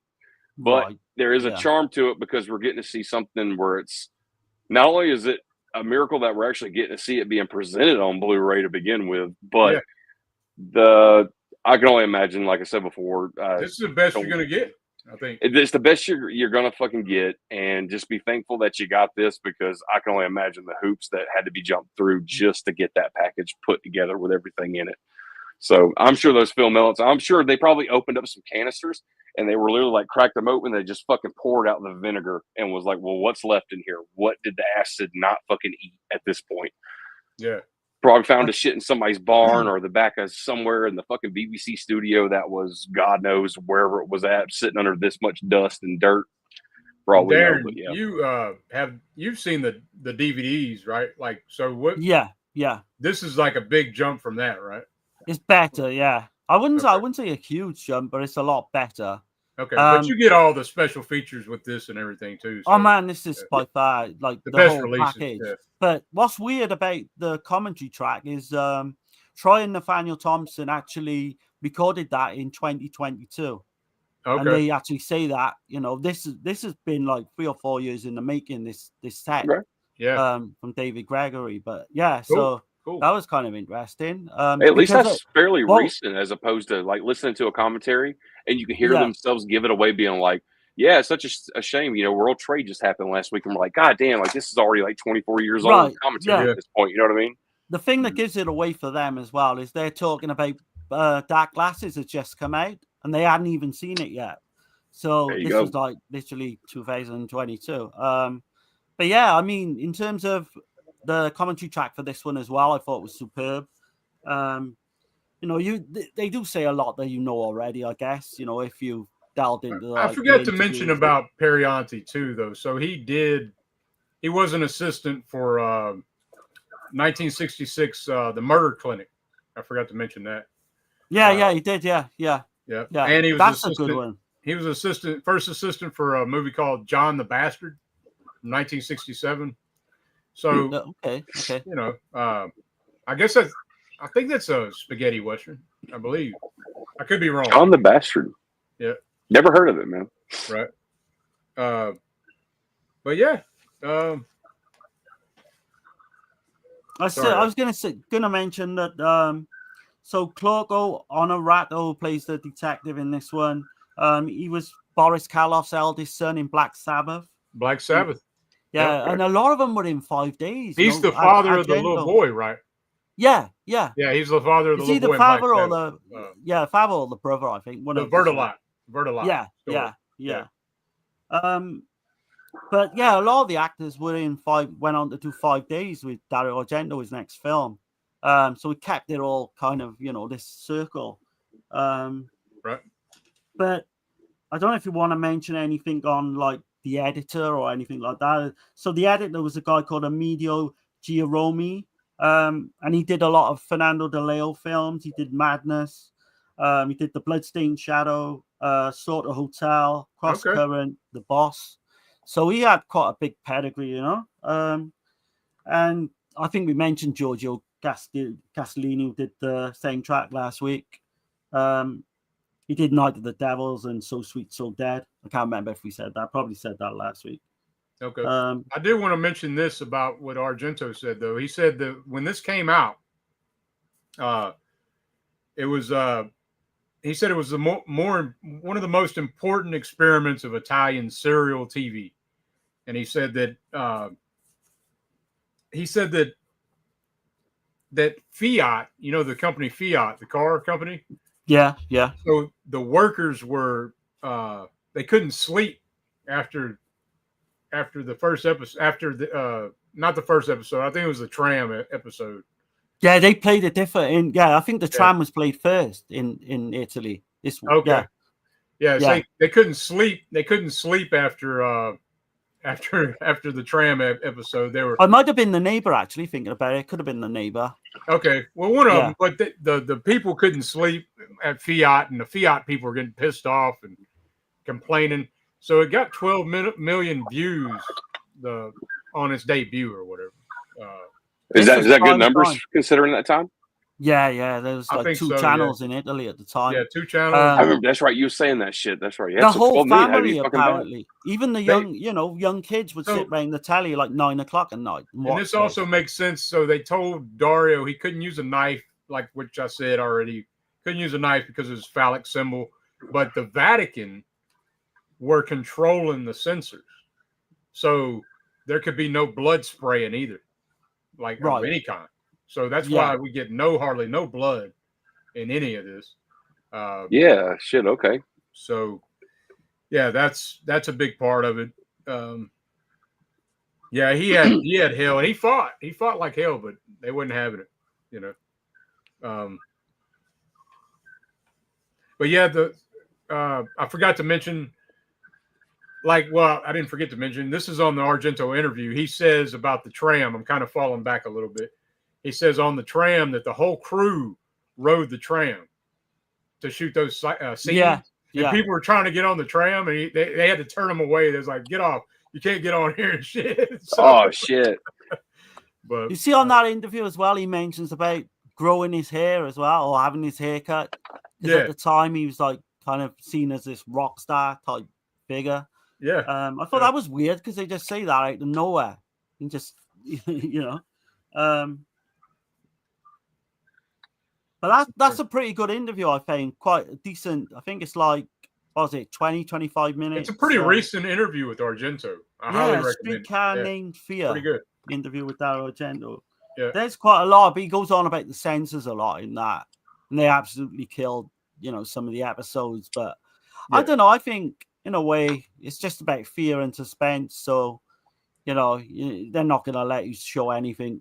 So there's two stories on the pseudonym. Okay. So Argento's version of why he went with the pseudonym was what Johnny said last week. Okay. And it was for the tram episode. He said that he didn't want to. He said it wasn't going to be right for his name being as big as it is to take away from the young directors, right? But Luigi Cozzi says that it was because Argento considered himself more important than any kind of television director, and that it's kind of frowned upon around filmmakers that make feature films. It was kind of frowned on for you to be to do anything kind of television. So I don't know which one y'all want to believe, but well, we know Argento likes taking credit, doesn't he? Argento always likes to take credit. Yeah. It's funny how there's always, whenever we hear like a good story, like we heard the first story what Dirk just said, it's usually always followed by a negative one. That's usually because of a deflated ego. Like you just said, like he was like, fuck that. I'm Argento. I've already made like 3 really good fucking movies, if not 4 at this point. So yeah, that's right. Like Deep Red wasn't even made yet. So 3 movies, and then plus the 1 episode that he done. And the 1 episode that he done was like, I'm way too good just to be another fucking television director. So I use a different name. That way my ego is satisfied at night. But I don't know. It doesn't seem, even Argento, like in his younger years, just from my perspective, just from what we've seen of him, he got to be like, oh, fuck that. Like, I'm Dario Argento. Like, my shit doesn't stink. I don't kind of get that vibe from him. I think it's probably more of the first story. I think he was probably a little bit more sentimental about the other crew that he had coming in to work, and he knew that everybody was putting up time and making some sacrifices to make some good content. That's what I want to believe at the end of the day. That's exactly what I want to believe. It's just he was like, I don't want to overshadow anybody. I want everybody here just to have fun. Right. What do you think, Darren? Yeah, he was good friends with that Pariente guy. the one who's supposed to have done Yeah, Eyewitness. he was good friends with And a lot of these his- guys. I mean, And Kazi helped him write Oh yeah. Four Flies. and Kotze are so, I still mean, they're still tight. So Yeah. that's why I was wondering, like, I don't mean, know. Kotze don't get like I know he gets a bit of credit for these, Yeah. but not as much as he should. I don't think. Right. But the story Dario said about the last Eyewitness was he wanted to like let that guy carry on with the credit. Yeah. I don't know. You know, there's always something behind that with Dario Argento. You know, but maybe he was just being a good guy. Well, and he thought, we have caught Argento in a couple stories, right? With with Dario Nicolodi, with Suspiria and everything. Like, so I don't know. Like, once you delve in, like, yeah, he can be had. You know, it's like anybody though. Any given But day. In that scenario, though, man, like that's interviews. mixing business with pleasure, though. So we automatically know those waters are already murky, especially with a love interest. You know for a fact, man, if any iota of that shit goes bad, it's even more publicized and it's more polarized, especially from us who's outside looking in, kind of thing. So yeah, like of course, I think it's safe to say, like we all want to believe that he had, even at this stage in his career when he done this for that pseudonym, he probably had the most good intentions at mind. But then again, we're relying on individuals to try to rethink of a memory from like fucking 40 years ago at this point, which is, it'd be impossible for any three of us to answer to something 40 years from now about what happened today. You know what I mean? Like our perspective was going to be murky as fuck. Yeah. And Kotze did kind of like lean into that a little more, where he was saying that television actors never hit the big screen too. Yeah. So there was that kind of, that's the way he was saying, like it was that kind of deal. But so now you got paranoia mixed in with it too, because that's how people are fucking feeding their families. Right. It's an income, like, you know. So what I found with the two interviews as well, like you was just saying, Johnny, how like they interviewed Dario Argento 20 minutes, I think Luigi Kotze 35 minutes, and they are so fucking knowledgeable, man. They've got it up here, like, you know, they're in their 80s, obviously.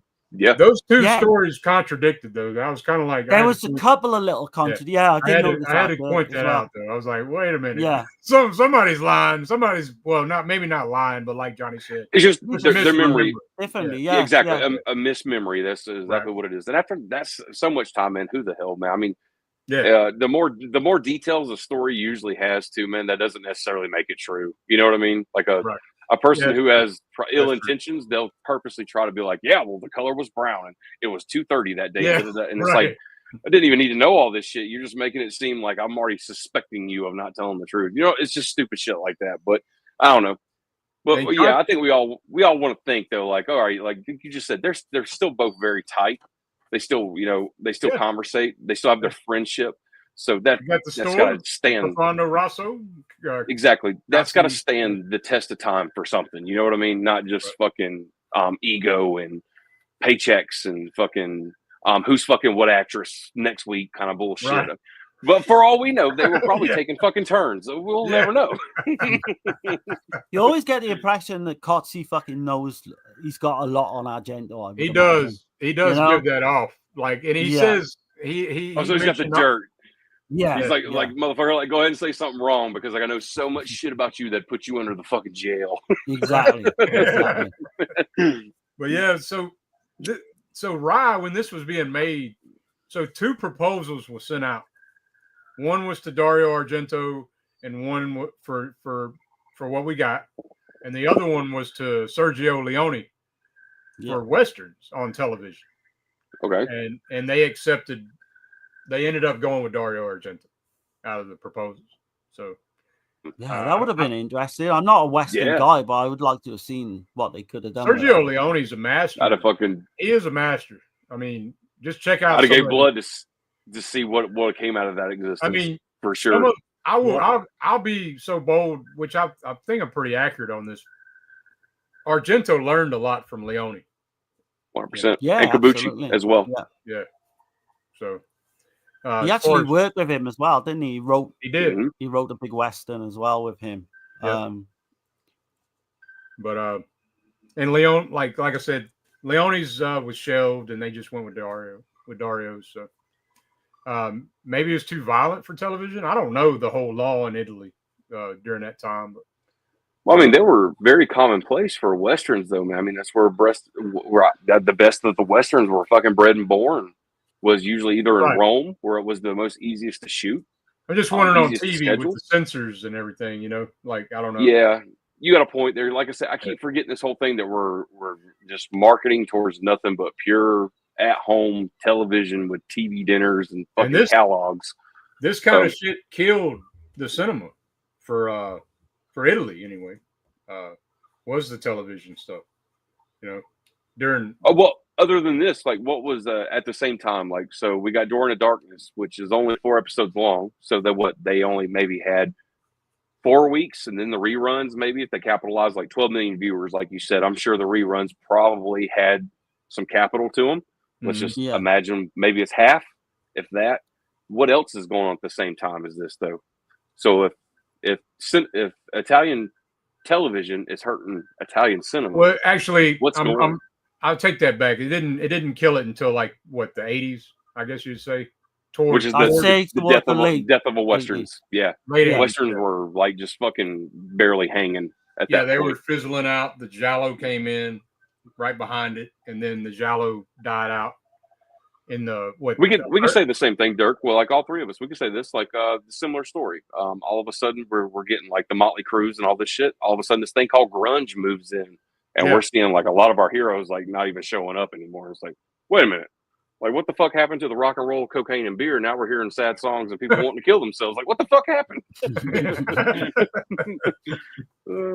So this was brought about in early 1972 is when they first had the idea for this. Right. And obviously, you just come off Four Flies on Grey Velvet. And it took like a good year, I think, or 6, 7, 8 months to get going. Because I think they started towards the end of the year filming these. And then obviously for the 73 release. But at the time, like you said, I think there was a couple of Giallo episodes or TV series on Rai TV. Right. I think they were trying to get away from the old. They were trying to break tradition, the old-fashioned style. But with 2 channels, like how much content could you develop in such a short amount of time, regardless of how much time you got between 2 channels? Yeah, like that's not much to go with, right? Exactly. I think they just presumed they were going to show this once and it was going to die a death or what have you. But like Dirk said, after that first episode, you got people couldn't sleep and it just took off. Everyone kind of, And I was like people overseas who watched, like all the kids who watched, what was that, Threads for the first time, and they were like, "I want to go to school the next day because we're going to go through a nuclear event and all this shit." Or like when I was growing up, Nightmare on Elm Street, nobody on the block went to sleep. You know, I remember that shit. Like, it was. I would love to go back in time, right, to Italy when this was first aired, and sit down in an Italian household. You know, like 9 see the reaction. Just to have that experience, and you can imagine all the kids going to school the next day saying, "Oh yeah, we saw the tram, and we thought so and so was the killer," and all the just the hype off of it, just the energy from it. Be like, God damn, like this is a sight to behold. 2 friggin' channels, they probably had that and sport. Word of mouth is son of a bitch, man. Word of mouth is son of a bitch. I remember back in the day, man. Like, and something else I found was interesting though. I would have, which I know they couldn't have done it, but I'm glad we got it eventually. So it's Vincenzo Ungari came in and wrote two or three stories. This is coming from Kotze, and one of the stories was going to be a house submerged underwater, and somebody's going to dive into the water and try to find this object. They didn't know exactly what. They couldn't use it because of the budget. We got it in Inferno. So we got. I'm not to say. Yeah, that worked. Sounds like Inferno. That did work out. I'm glad they didn't do it on the television. And of course, with the tram, you've got the whole scene was going to be in Bird with the Crystal Plumage. They were going to have the tram scene in that where someone has a murder on this tram. And I don't know how they were going to do that, whether it would have just been a random scene put in there to add another murder to the, probably, or whether they were going to do it on a wider scale. I don't know. But yeah, that was kind of interesting. He went back to that too. I think you could have made this the last episode, though, Eyewitness. I think it could have been it could have been its own movie. It's the one I found, yeah. It's more Giallo-like to me, I think. Yeah. I will say do that. like the tram. I will say I like the tram a lot better than I originally did. Yeah. Look how opposites attract so really good with that, though. Just to break that down, like on the last episode, which was the doll, we all agreed that they could have trimmed that down because the runtime was too long, and it would have been better. But in this case, for the eyewitness, we're sitting here saying, "Hey, like Dirk said, it could have been its own movie." And I think too, if we would have got a little bit like give us an hour and a half with that story, and I think the development and plus all those little odd little loopholes that were thrown so fast, if they would have paced it and took their time with it, would have been like, fuck, that's killer. You know what I mean? Like added more characters, put some red herrings in there. Wraparound. Yeah, more quite suspects.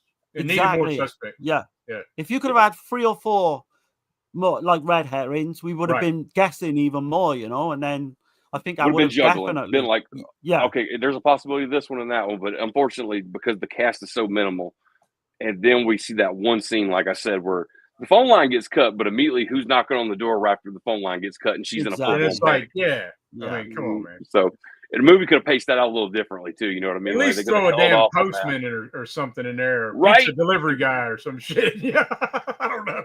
I think the at this milkman point, who comes at like 12 o'clock at night, and you're like, "What the fuck is the milkman doing here?" It's like, oh god, I've seen shit like that in Giallos before. But the fact that we've seen so many of these films, I think we kind of guess a little bit quicker than most people. But and I mean that's not their fault, you know. But in terms of like, and I know we're only halfway through the set, but Doorway into Darkness as a series, I think is very strong. I think I said last week, don't like newcomers come into this expecting like another Tenebrae or fucking no, because you're not going to get that. Not that. It's not that. So go in quite low expectations, but I mean, there's something in there. If you like suspense and you like all the dark shadows and all this type film, then there's something in there for everyone. I think in all 4 episodes. So I think it's a definite must buy. I gotta ask y'all, man. How would y'all rank them then? So I think we're going to be from we could go best to worst or worst to best, either way. Okay, go on, Johnny. I'll let Johnny go. Yeah, I mean, 100%, man. Of course, and I kind of felt it too. Like when I was going to say it earlier, I was like, well, that's probably like Darren even said it. Like most people who have seen this, obviously they're going to pick the number 1 being the tram because that has Argento's name pretty much in it, even though with a pseudonym. Because most people already know that story or they're right on the coattail of finding out. But anyway, regardless, I do like the tram the best. I think that reenactment of that scene is what steals it for me. Number 2, of course, man, I'm going with Eyewitness because I do like this episode a fucking ton, man. Like Tram and Eyewitness out of the 2, I say Eyewitness has more rewatchability than the Tram does because once you get what you got from the Tram, it's kind of like you know what you're waiting for the next time, and you're just hoping to get to the nighttime scene to watch that bitch fall 4 times and then get used as human bait, essentially. So even though it does like pretty much Eyewitness has more rewatchability, I'm still going to take the Tram because it's got the better story to it. At the end of the day, it's all about the writing, and that's what sells it to us. So, of course, Tram, Eyewitness, the neighbor, and, of course, the last being the doll. But before we started this, I was pretty much backstage telling them, like, hey, like, I was pretty much right on the verge of being like, that doesn't not even belong in the series. I wish that didn't exist. I wish something else took its place. But after having fun and just spitballing with you guys with it, it just made it that much more fun. It makes me kind of want to go back and be like, okay, I already seen it. I know what to expect. Let me just get some laughs out of it and let me just enjoy it for what it is. The odd behavior, like I said, that automatically creates like a special place for it. So yeah, it does belong on it. And overall, 100%, if you're a person like me who's probably like you're looking at this and it's on Severin's website and you're like, hey, I don't know if I want to spend the 30 or $40.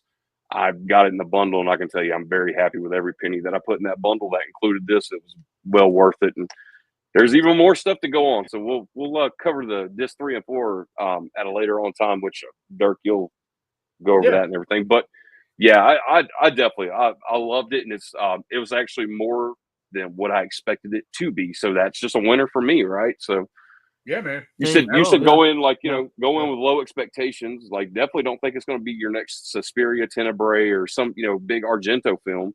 But definitely I went in with it thinking like I don't know, like this might be.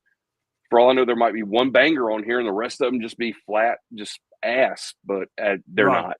It's definitely worth the money for me. So I couldn't give it a higher praise. That's for sure. You fuck! Look, it could be a pile of shit out of somebody's asshole. Yeah. Couldn't said it any better. It's worth the money, definitely, just for the Door into Darkness episodes. Yeah.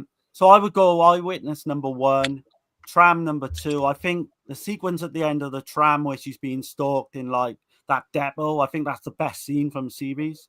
Yeah.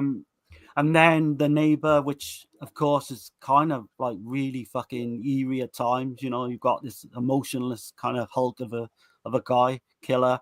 And then Last the Doll, but last but not by no means least, I think personally. And I think Johnny will go back and kind of dig it a little bit. Oh, absolutely. I got it this way. So this it goes the Tram number 1, then The Neighbor. Wow. Okay. Then Neighbor's gonna take number 2. And then, and then Eyewitness, and then The Doll. That's the way it goes for me. Wow. Why does The Neighbor get number 2 for you? How'd that kick out Eyewitness? I just like the whole setting, man. Like, because when they're like the Gothic, it's kind of like the Gothic. Like they're going to the house, and then the just the creepy shit with the old neighbor guy, and the way he's like y'all mentioned, he's hulking like a this beast of a guy, and just some of the suspense when he's going up there to get his lighter back and shit, and she's like left on her own, and then they leave the baby alone, and some of those scenes you're just like, holy shit, I don't know to me, I think the suspense is a little more for me, because that's awesome that you put it at you put it at number 2, because I was expecting automatically off rip where it would be like, well, the reason why I put it down this far, followed by, well, this is really not even in the style or text of Gialli, so this is why I kind of put it down here. So I'm kind of surprised when you were like, nah, number 2 is The Neighbor. It's not a giallo per se, but it is definitely suspense, and I like the suspense more in The Neighbor than Eyewitness. Eyewitness, I don't feel like I'm not convinced that there's anything bad fixing to happen to her. Like I don't see it, because there's a delay when the chick's holding the gun on her, and he's like, kill her, and you're like, what the hell, why are they explaining all this shit? It's because she's sitting there and she was like, I don't even understand. Am I going insane? Like, explain. Right. Yeah. And the James Bond ending, like, I was like, okay, she's fixed, something bad's fixing to happen to them. So I got a question then. So what's your favorite ending to an episode? I presume Dirk would still be The Neighbor. My favorite ending? Yeah. No, my favorite ending is the Tram's ending. Yeah. Okay. The Tram. Okay. Yeah. That's just, man, holy shit. I mean, it's magic. Exactly. It's literally from the like I said, that moment he's making the rounds on the phone just to be like, hey, like, we're gonna do this one more time. I know who the killer is, and he doesn't even fucking tell the person he's using for human bait. Like, he's like, hey, I know exactly who the killer is. You stay right here. I'll be right back. And it's like, wait a minute, what? And then you don't know what happened to him. Like, you think he's dead. You don't know what happened. So. Yeah. She's just kind of stuck out. Like, I was like legit thought she was fixing to die. I think I mentioned it last week. You could put that scene in any fucking like top Argento film, and it wouldn't seem out of place. I don't think. I for sure thought she was gonna die. I did. I was really convinced of that. So I think that's why it's so high for me. I'd probably say that's the best ending too. Yeah. I couldn't have said that shit no better, man. Like, it's the formula for that is you can almost see, like, we've always heard this thing where like an actress and talent and other people who's worked with Argento, but they've always said that whenever it comes to writing, he would actually take his script and his writing and he would go to transfer it to screen with his talent. But he was very meticulous. Like, you couldn't just sit there and ad lib and put your spin and your opinion on it and shit like that. You had to be right there on the money with it. And you could totally tell it with the Tram too, because it's following a formula. You might have not put that formula together as you're watching it unfold, but you're like, God damn, man, like, this is good fucking writing right here. So it is. The Tram has got that ending, man. It is. I think I don't see any holes in it really on the Tram, but no, yeah, exactly. But yeah, The Neighbor's just got that, like, and then finding out that it's vaguely based on Rear Window, I can definitely see that shit. You got the baby cry at the end, I like as well. Yeah, Yeah. It's like a dead giveaway. It's a great It's a scene great too. ending. Yeah. It is a great It's a ending. great ending. It's you right don't there know what behind the hell's Tram gonna happen. for endings. Yeah. You know, and the movers, like there's two, not just one mover, but two, and they're sitting in the truck about to leave, and before they crank up the truck, it's like bam, they hear that baby holler, and it's like, oh fuck, like the guy's just been given away by his own bullshit. Yeah. Can you imagine yeah, the it's like audience They're at the fixing to time? screw that dude up. So imagine Yeah, they were just all like- these families sat around the TV and they're thinking, yes, they've got the killer at the end. Like, You're on the They edge were of your look, seat. You Yeah. think they're they were fixing to sitting leave. there. Yeah. They were sitting there like cutting into like their fucking Salisbury steak TV dinner, and they heard that baby cry, and they're like, "Oh shit!" Got fucking your ass munching on now. their Got your bitch. munching on their pasta, watching the fucking Super Bowl. Yeah, man. But yeah, man. Yeah, this has been a good one, man. I'm glad we're going through this set, man. And let me catch some of this chat. Yeah. Let's see. Nanette says Freddy Krueger didn't give me nightmares. I was afraid of Jason Voorhees growing up. Okay. I remember though, like so whenever it aired on, it's kind of, I'm not going to go too deep into it or anything, but I remember when Nightmare on Elm Street aired on HBO and everybody seen it like when I was a kid. Lot of syndication. Nobody went to sleep that night at least, so. That original film is scary. Yeah. But I remember seeing it. I was just like blown away. I didn't know what to fucking think about that shit. But Hey, I was based on the early death of real life monks, so Yeah. it's got a little truth to it. I was pretty young, 84, so I was what was it 77? I don't know. I'm bad with math. I'm Like math. seven, I'm not seven math. or eight, I think, when you do it, Yeah. something like that. Yeah. My bad. All right, we got Dwight in here. He says, "What are some giallos that y'all can rewatch the most?" Oh man, all the heavy hitters like even there's still some that aren't heavy hitters too, like Short Night of Glass Dolls. Yeah. Who Saw Her Die would be one. I'm trying to think of something not popular. Yeah. Footprints on the Moon. Windows. House of Laughing Windows. Yeah. Bloodstained Shadow, I would say. Right. Stendhal Syndrome. I know a lot of people might disagree with that. You got obviously Sleepless. bigger heaters. I'd say Sleepless. Yeah. One of my most rewatchable, and this is a giallo film all the way through, even though it's a very new one. Yeah. But The Last Matinee, that's still one of my fucking favorite movies, man. Like I've watched that movie at least 8-9 times, man. Great. Yeah. That movie's only been out for the last couple of years. You're the one who told me about it too, by the way. Man, that fucking movie's killer. So I would say the most rewatchable for me though would be Your Vice is a Locked Room, and Only I Have the Key. Yeah.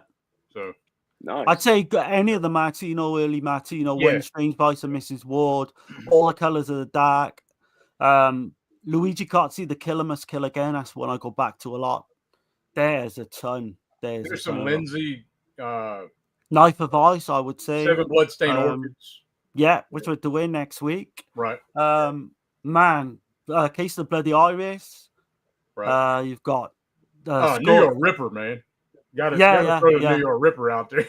I was going to say, even though it broke the rule of adding the a little bit of a supernatural element to it, which y'all all know the next one I'm about to say, but Phenomena is probably another one where I revisit it so many fucking times where I can tell you pretty much scene by scene of that movie. Whether each cut, whether it's the Creepers cut or the actual Phenomena cut. And there's some diehard purists out there that would say that that's not because of the supernatural. But exactly, that's why I said that. I was like, yeah, I'm probably supernatural saying that. But I don't have a problem saying something supernatural is giallo. Like, why not say that? Why can't it be that? Fantastic, I think they call them giallo. Fantastic, yeah.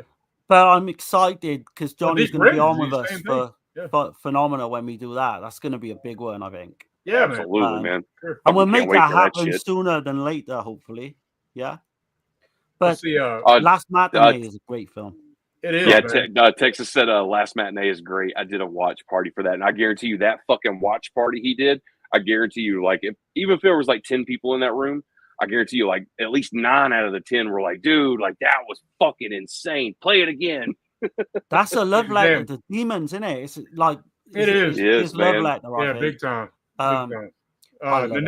Nanette says, I watched Halloween, Nightmare on Elm Street 2, Friday the 13th Part 2 on Halloween, and when I was 8 years old, but when I dreamed, my nightmare was of Jason coming after me with a machete. Okay. I can Chris see that. said one, Heavy yeah. hitters right Yeah. there. Yeah. Chris says, yeah, the neighbor, very gothic like. Yeah. Yeah, I agree. Neighbors with Belushi and Aykroyd. No. I know what you're talking about, but yeah, that's a great one.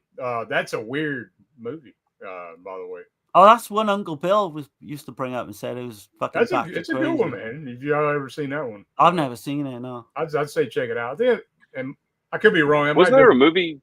That might be Was there a Belushi's movie last called movie. Bad Neighbors or something like that with James Woods in it from back in like the 90s or something like that? I'm probably thinking of something else for all I know.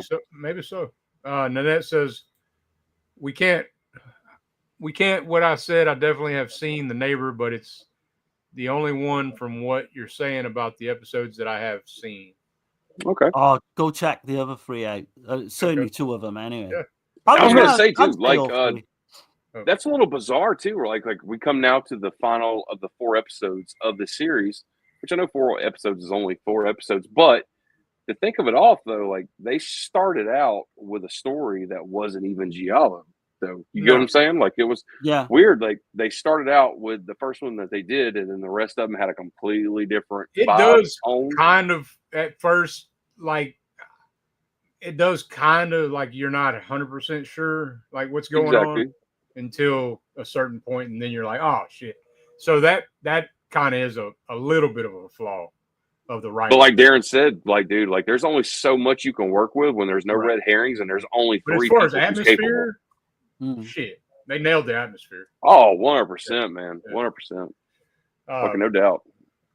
Nanette says a few years ago, it might have been 10 or even 15 years ago, there was a writer strike and they were showing old TV shows on the TV instead of having old reruns of shows. And one of the things I watched. Okay. All right. Nice. On one of the night was The Neighbor. Okay. Cool. Mine would be hell yeah. Mine would be Suspiria. Oh, masterpiece. I think we all agreed. That's the best Argento film, I think, in my opinion. Like, period. It's the best, but it's not my favorite, bizarrely enough. Well, it's my favorite too. So yeah. Me and the wife was just sitting there talking about Argento's works today, and she was telling me just how much she loved Argento's Suspiria.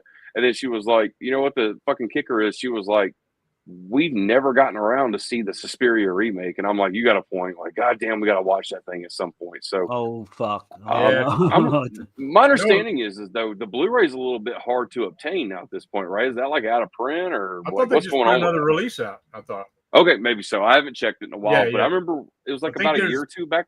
I went to go look, and people were like $60-$80 for that thing. I want to say there's a 4K out.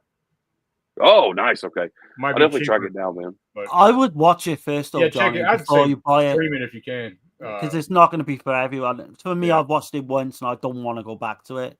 I know a lot of people like it, don't like it. Rather than shelling out, a lot of people that love it, though. Some people even say it's better, and I'm like, get the fuck out of here. Divisive, yeah. Gotcha. We all know those. We all know those people too, man. Like, especially when they're like trying to hype something too. It's like, why? Like, why? But it is. At the end I'll of the definitely day, rent it though first, Darren. Like, I've been burned so many times with shit, man. Especially like he just said, they just rolled out a 4K of it. Here I am. I'm probably looking at a $30-$40 price tag for it. Yeah. Like, why not watch it first before I go down that road? Even knowing, like, I'm like, all right, dude. Like, this is a remake. Fucking for all I know, Argento didn't even have no involvement with this whatsoever.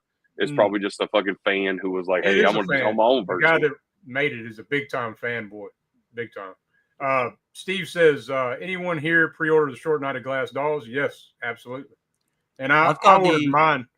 I pre-ordered mine from Celluloid Dreams. So right. I've just got the 88 Films one in as well. He's and got I'm the getting the American one. I'm fucking double dipping on that. Triple dipping, actually, if you think about it. Last Matinee is great. I did a watch party. Yeah, he did a watch party on his channel. Underrated, man. Last Matinee. Yeah. I used to have a clip of because Johnny had told me about that movie he's like, get the one from Vinegar Syndrome because it's got the extra film in it and all that. And then I actually took that clip where the dude's smoking. He's getting his note slashed. I had it in one of my intros. Smoke's coming out. Smoke coming out of the neck cut. It's fucking great great kill. Dirk, was you on the EuroCrypt episode when we did that? Oh yeah, it was my pick. Yeah. I was going to say, yeah. I picked it for that. Yeah. Let's see. Chris says, Blood and Black Lace, my all-timer and highly rewatchable Jolly, Deep Red, and others. Oh yeah, Yeah. especially Blood and Black Lace, man. But yeah, man, the Last Matinee, man, that movie was such a fucking banger, man. Whenever I got my hands on them, I had to buy both of them. I was like, fuck it, like that shit was good enough where I was like, I can't live unless I can see what the difference is. The soundtrack in that film as well is incredible. And that's a Peruvian. Great. That's a Peruvian. I'd say it's Peruvian giallo, but it's also like a hybrid between a giallo and a slasher, right? Definitely a good dude. You hit the nail on the head with that, especially saying hybrid. That's exactly it. I couldn't have said that shit better. But how we was talking about earlier, how like the Gates of Hell trilogy, how the Beyond is like one of our favorite openings because that opening is fucking great. It not to mention it's taking place in Louisiana. They're rowing in the boat up the fucking swamp. That whole sequence laid out. I love the opening for Last Matinee just the same because we're seeing this mysterious figure eating eyeballs out of a fucking pickle jar, no less. And you're just like, where are we going from here? Like, this is gonna be great. What is going on here? So, and he's eating that shit in the car too before he goes to the theater, which is fucking squishy juice and everything. Oh man. It's all the characters as well. You've got the kids in the audience. You've got the obnoxious rubbing on old boy and rubbing one out. Like you said though, like Darren said, man. Like I don't think. I mean, trust me. I mean, don't get me wrong. I love Popcorn and all those movies, and even Demons 2 and stuff like that, man. But I think Last Matinee is like Darren hit the nail on the head with it. Like couldn't have fucking said it no better. That is like one of the most personal, affectionate love letters like somebody could have wrote for Demons. You know what I'm saying? Like that's fucking, it's just great. Let's see. Chris says Enigma from Fulci is a trip, but I really like it. Yeah, I don't mind it. I need to watch that again. I kind of like that so with that one. I haven't seen very many giallo movies, and a lot of people put Suspiria. I wouldn't say Suspiria is. It's got elements of the giallo. It's got elements, definitely. Yeah. Exposing witches. Yeah, it's a supernatural horror, I would say. For sure. One hell of a great fucking supernatural horror. That's for sure. Awesome masterpiece. Top tier. Nanette says Suspiria is a good movie. It is definitely worth their watch. It has some good splashes of Argento in it, but it's got a lot of that. That's not. Okay. Oh, you're talking about the remake. Okay. The remake, I think, yeah. Let's see. I haven't seen Enigma. It's Fulci's take on Suspiria. I kind of see Phenomena too. I can see with the boarding school and the young girls. Yeah. Let's see. I definitely have to watch it, Chris. I have a thing for. All right, they're talking. All right, man. Well, yeah. Anything else y'all want to add, man, or bring up? I think we covered. Dirk, you definitely got a few more comments down there, though, man. I don't know if you can see them on your screen or not. I can see them on mine. Yeah, I think they were talking to each other, though, right? Oh, my bad. I just want to make sure you didn't miss anything, man. In case they come in, you just didn't. I know how this shit works. Sometimes you can see sometimes certain people can see certain chats come in and some can't. But yeah, I see that they're talking to each other, so I was just like going to leave it. But Chris says great stream as always. I appreciate it, man. Appreciate it. Yeah, cheers, Chris. Never seen Deep Red? I'd say check it out. Definitely say check it out. It goes by the name Profondo Rosso too. So if you hear somebody say that, that's exactly what you're talking about. Yeah, absolutely. But Dirk, next week.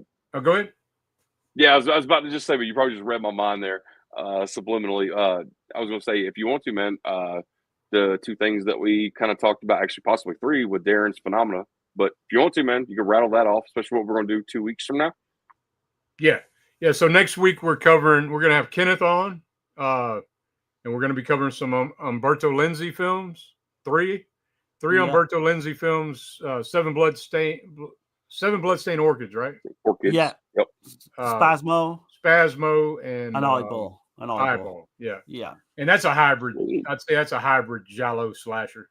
So we'll be covering those with Kenneth.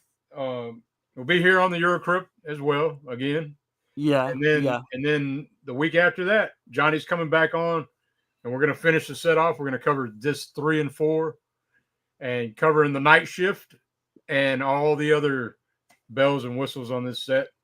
And also want to Argento's Nightmares. Yeah, Argento's Nightmares. I also want to give a big shout out to Troy Howarth and Nathaniel Thompson for their commentaries. They did 2 commentaries for The Tram and Eyewitness. I didn't listen to Eyewitness yet, but they Darren did. Yeah, it was. You always get decent commentary with those guys. Yeah, right. Yeah. But man, it's been great. I appreciate Johnny coming on, man. Yeah, I appreciate you guys having me, man. Thanks so much, man. I had a fucking blast last week, man. Couldn't wait till we cranked this bitch up and started.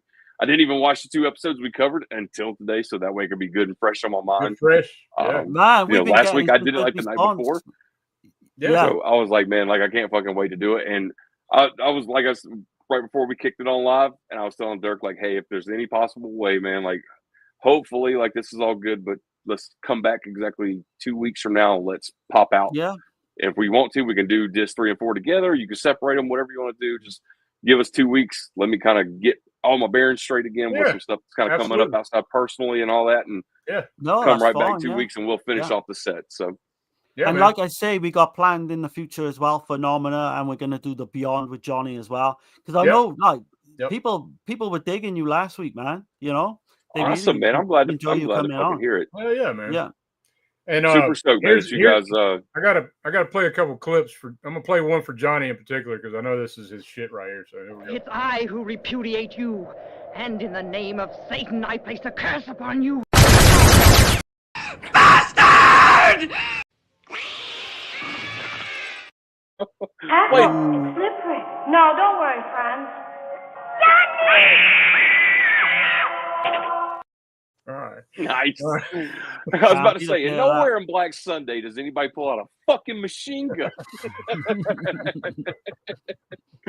Right. But yeah, man, we're gonna get up out of here, man. I appreciate everybody. I think I gotta play one more thing. I gotta find it though. Holy shit, man. Sorry, y'all. And then as always, man, thank you guys so much for having me on again this week, man. Fucking can't wait till fucking 2 weeks from now. We come back, we're gonna put a nice bow on Deep Cuts, the Dario Argento box set. So can't wait to fucking do it. Thank you guys so much for having me. I gotta ask you, Johnny, have you watched Blade in the Dark yet? I have not watched it, man. Okay, you're gonna see some. I got the flu right after we did last Sunday. Yeah. Written to the point where I was literally just clicking shit on like YouTube or some streaming app just to fall asleep to and have some fucking crazy fever dreams. So there was no way I was going to put it in some movie like that to have some fever dream too with 103.8 fever. So yeah, I was a little under the weather there for a little bit, but we're all getting back to normal now. I promise you. It's still sitting right here in the watch pile right here, which I've just stacked a few more on there because you guys are just constantly giving me shit to watch. But I promise I will get to this fucking thing. All right, man. Well, it's gonna have dialogue like this on the dub track. So I'm just gonna play it right quick. Let's see it. A little short clip, but shit like this. If there was any whiskey left, this would be a good time to drink it. Right. Save the tea and yogurt for breakfast. Shit like that. Save the tea and yogurt for breakfast. Let's drink the alcohol. It's like when somebody says, like, "Hey, man, do you want a bottle of water to drink?" And somebody goes, "Water? I don't drink water. Fish fuck in it."